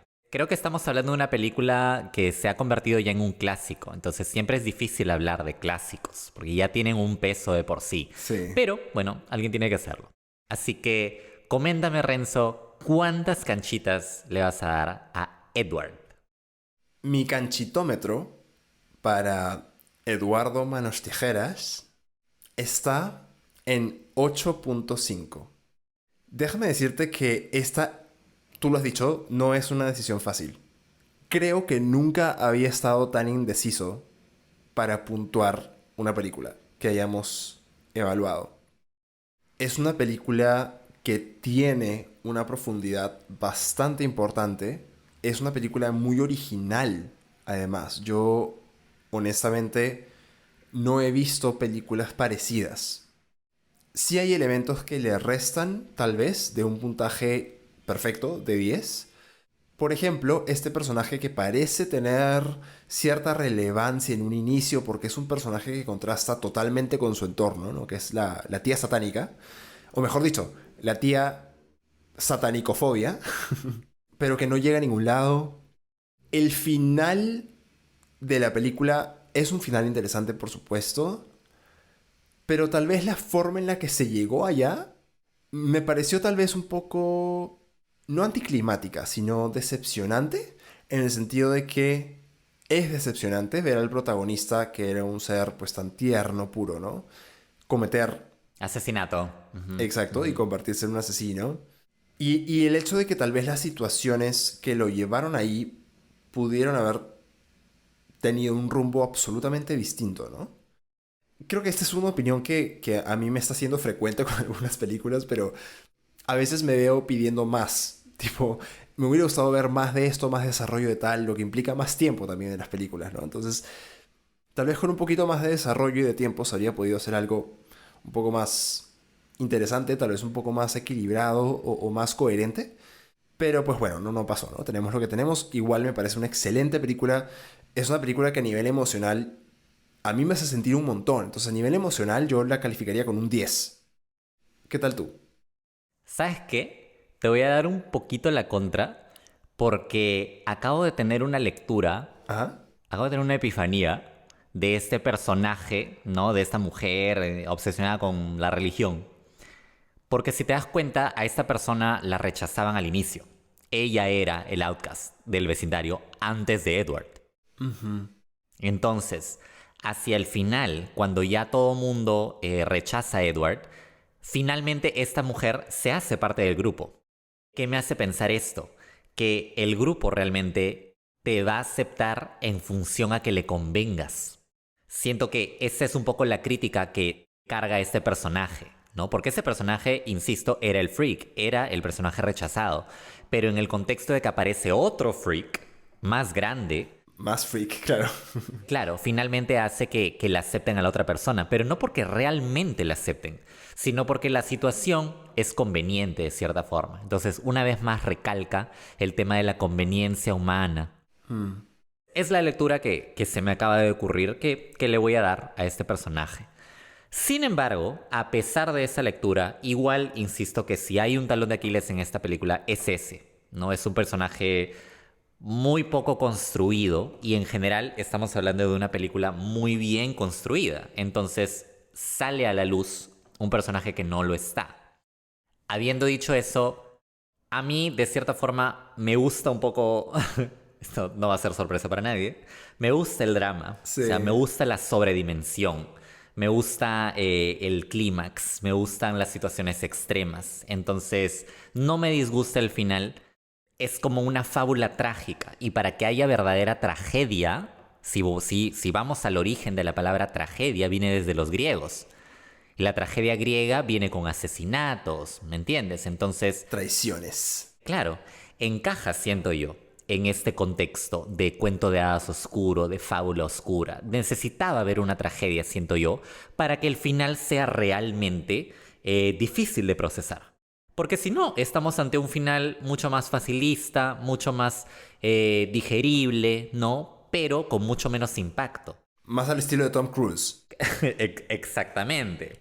Impacta mucho más que no te den la cosa que tú quieres. ¿Me entiendes? O sea, cuando obtienes lo que quieres, se acabó, ¿no? Ya pasaste la página y ya ni siquiera te acuerdas. Pero cuando te lo niegan y te dicen, no, te voy a dar esto en su lugar, jode.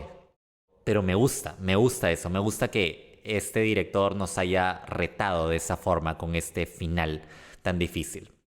Habiendo dicho todo esto y recalcando el gran tono cómico que está, ¿no?, dentro de esta historia, dentro de esta fábula, por lo bien estructurada que está la película, por lo bonito que es el viaje de Edward, por lo entrañable de los personajes que están ahí, le voy a dar 9 canchas. 9 canchas muy bien dadas, así con mucho aplomo. Creo que es una película que está muy cerca de la perfección completa. Me encanta que sea tan bien, que tenga su portada y su contraportada tan perfecta. El tema de la abuelita al inicio, la abuelita al final, o sea, está muy bien hecha, muy bien planificada. Entonces, yo le doy sólidas 9 canchitas. Excelente. Finalmente, esta es una película que vale la pena ver.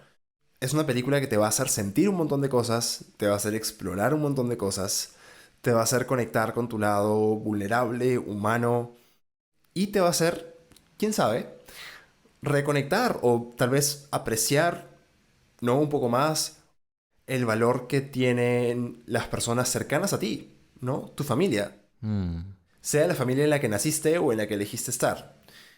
Y Edward, más allá de todo lo trágico, llega a experimentar esto en su vida, ¿no?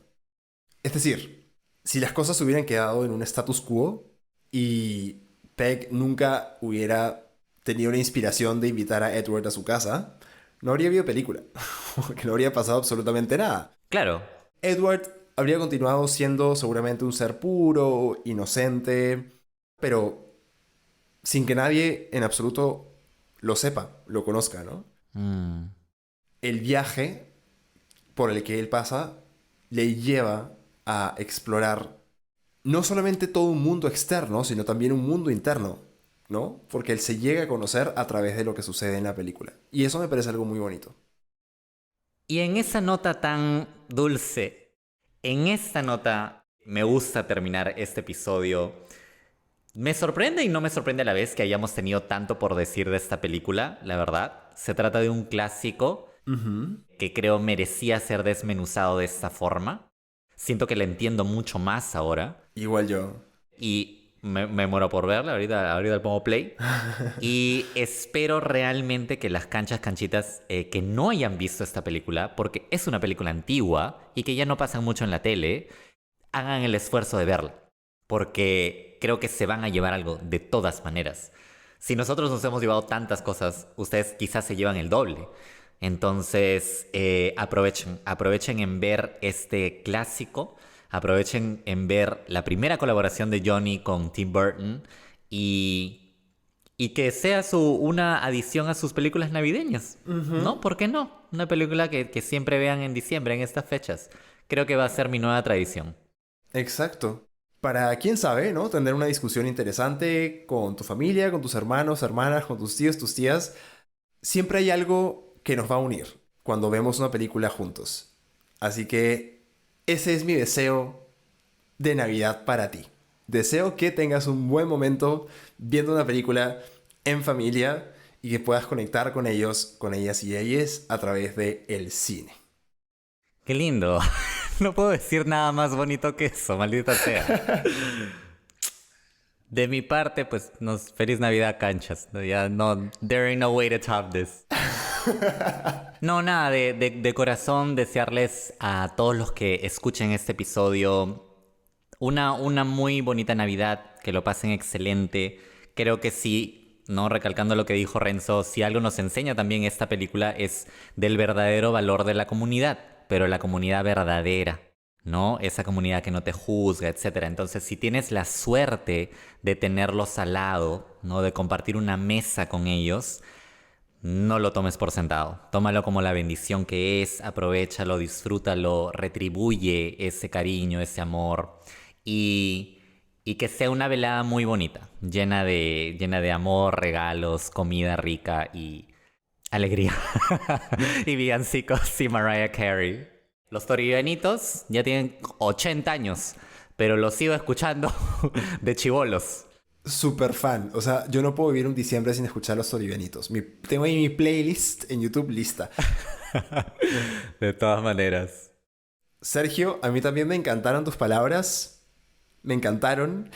Y ya simplemente quiero agregar que con nosotros será hasta el próximo año. Les dejamos unos buenos 10 episodios, uno de ellos en 2 partes, para que los disfruten, para que los vuelvan a escuchar las veces que quieran, para que los compartan.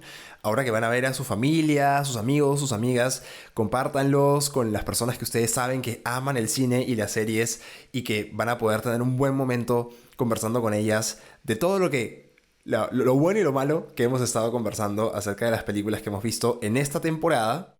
Y nos volvemos a encontrar en el 2023 para toda una nueva serie de películas, series y, quién sabe, tal vez alguito más. Exactamente. Muchísimas sorpresas se avecinan en este podcast. Este realmente es solo el inicio. Estamos súper emocionados, como se habrán dado cuenta, de poder discutir estas películas que marcan nuestra vida, pero también estoy seguro la vida de muchas personas. Porque justo hemos elegido películas que yo sé que han conectado con muchísimas personas a nivel local, a nivel mundial. Entonces, estoy más que listo para seguir con esta aventura fílmica y de series. Así que un abrazo fuerte a todas las canchitas. Conmigo será hasta el próximo año. Nos vemos. Nos vemos. ¡Feliz Navidad! ¡Feliz Navidad!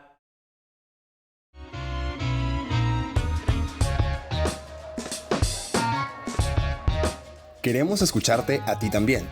Búscanos en redes como @canchitapodcast y compártenos lo que tú piensas sobre la película o serie de este episodio. Y claro, cuéntanos de la película o serie que amas y que quieres que comentemos en los próximos episodios de No se dice canchita.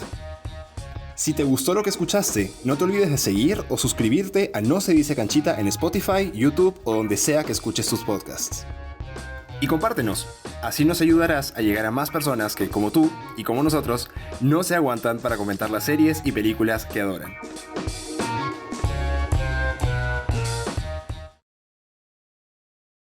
I don't want a lot. All I want for Christmas is you. Da-da-da, da-da-da.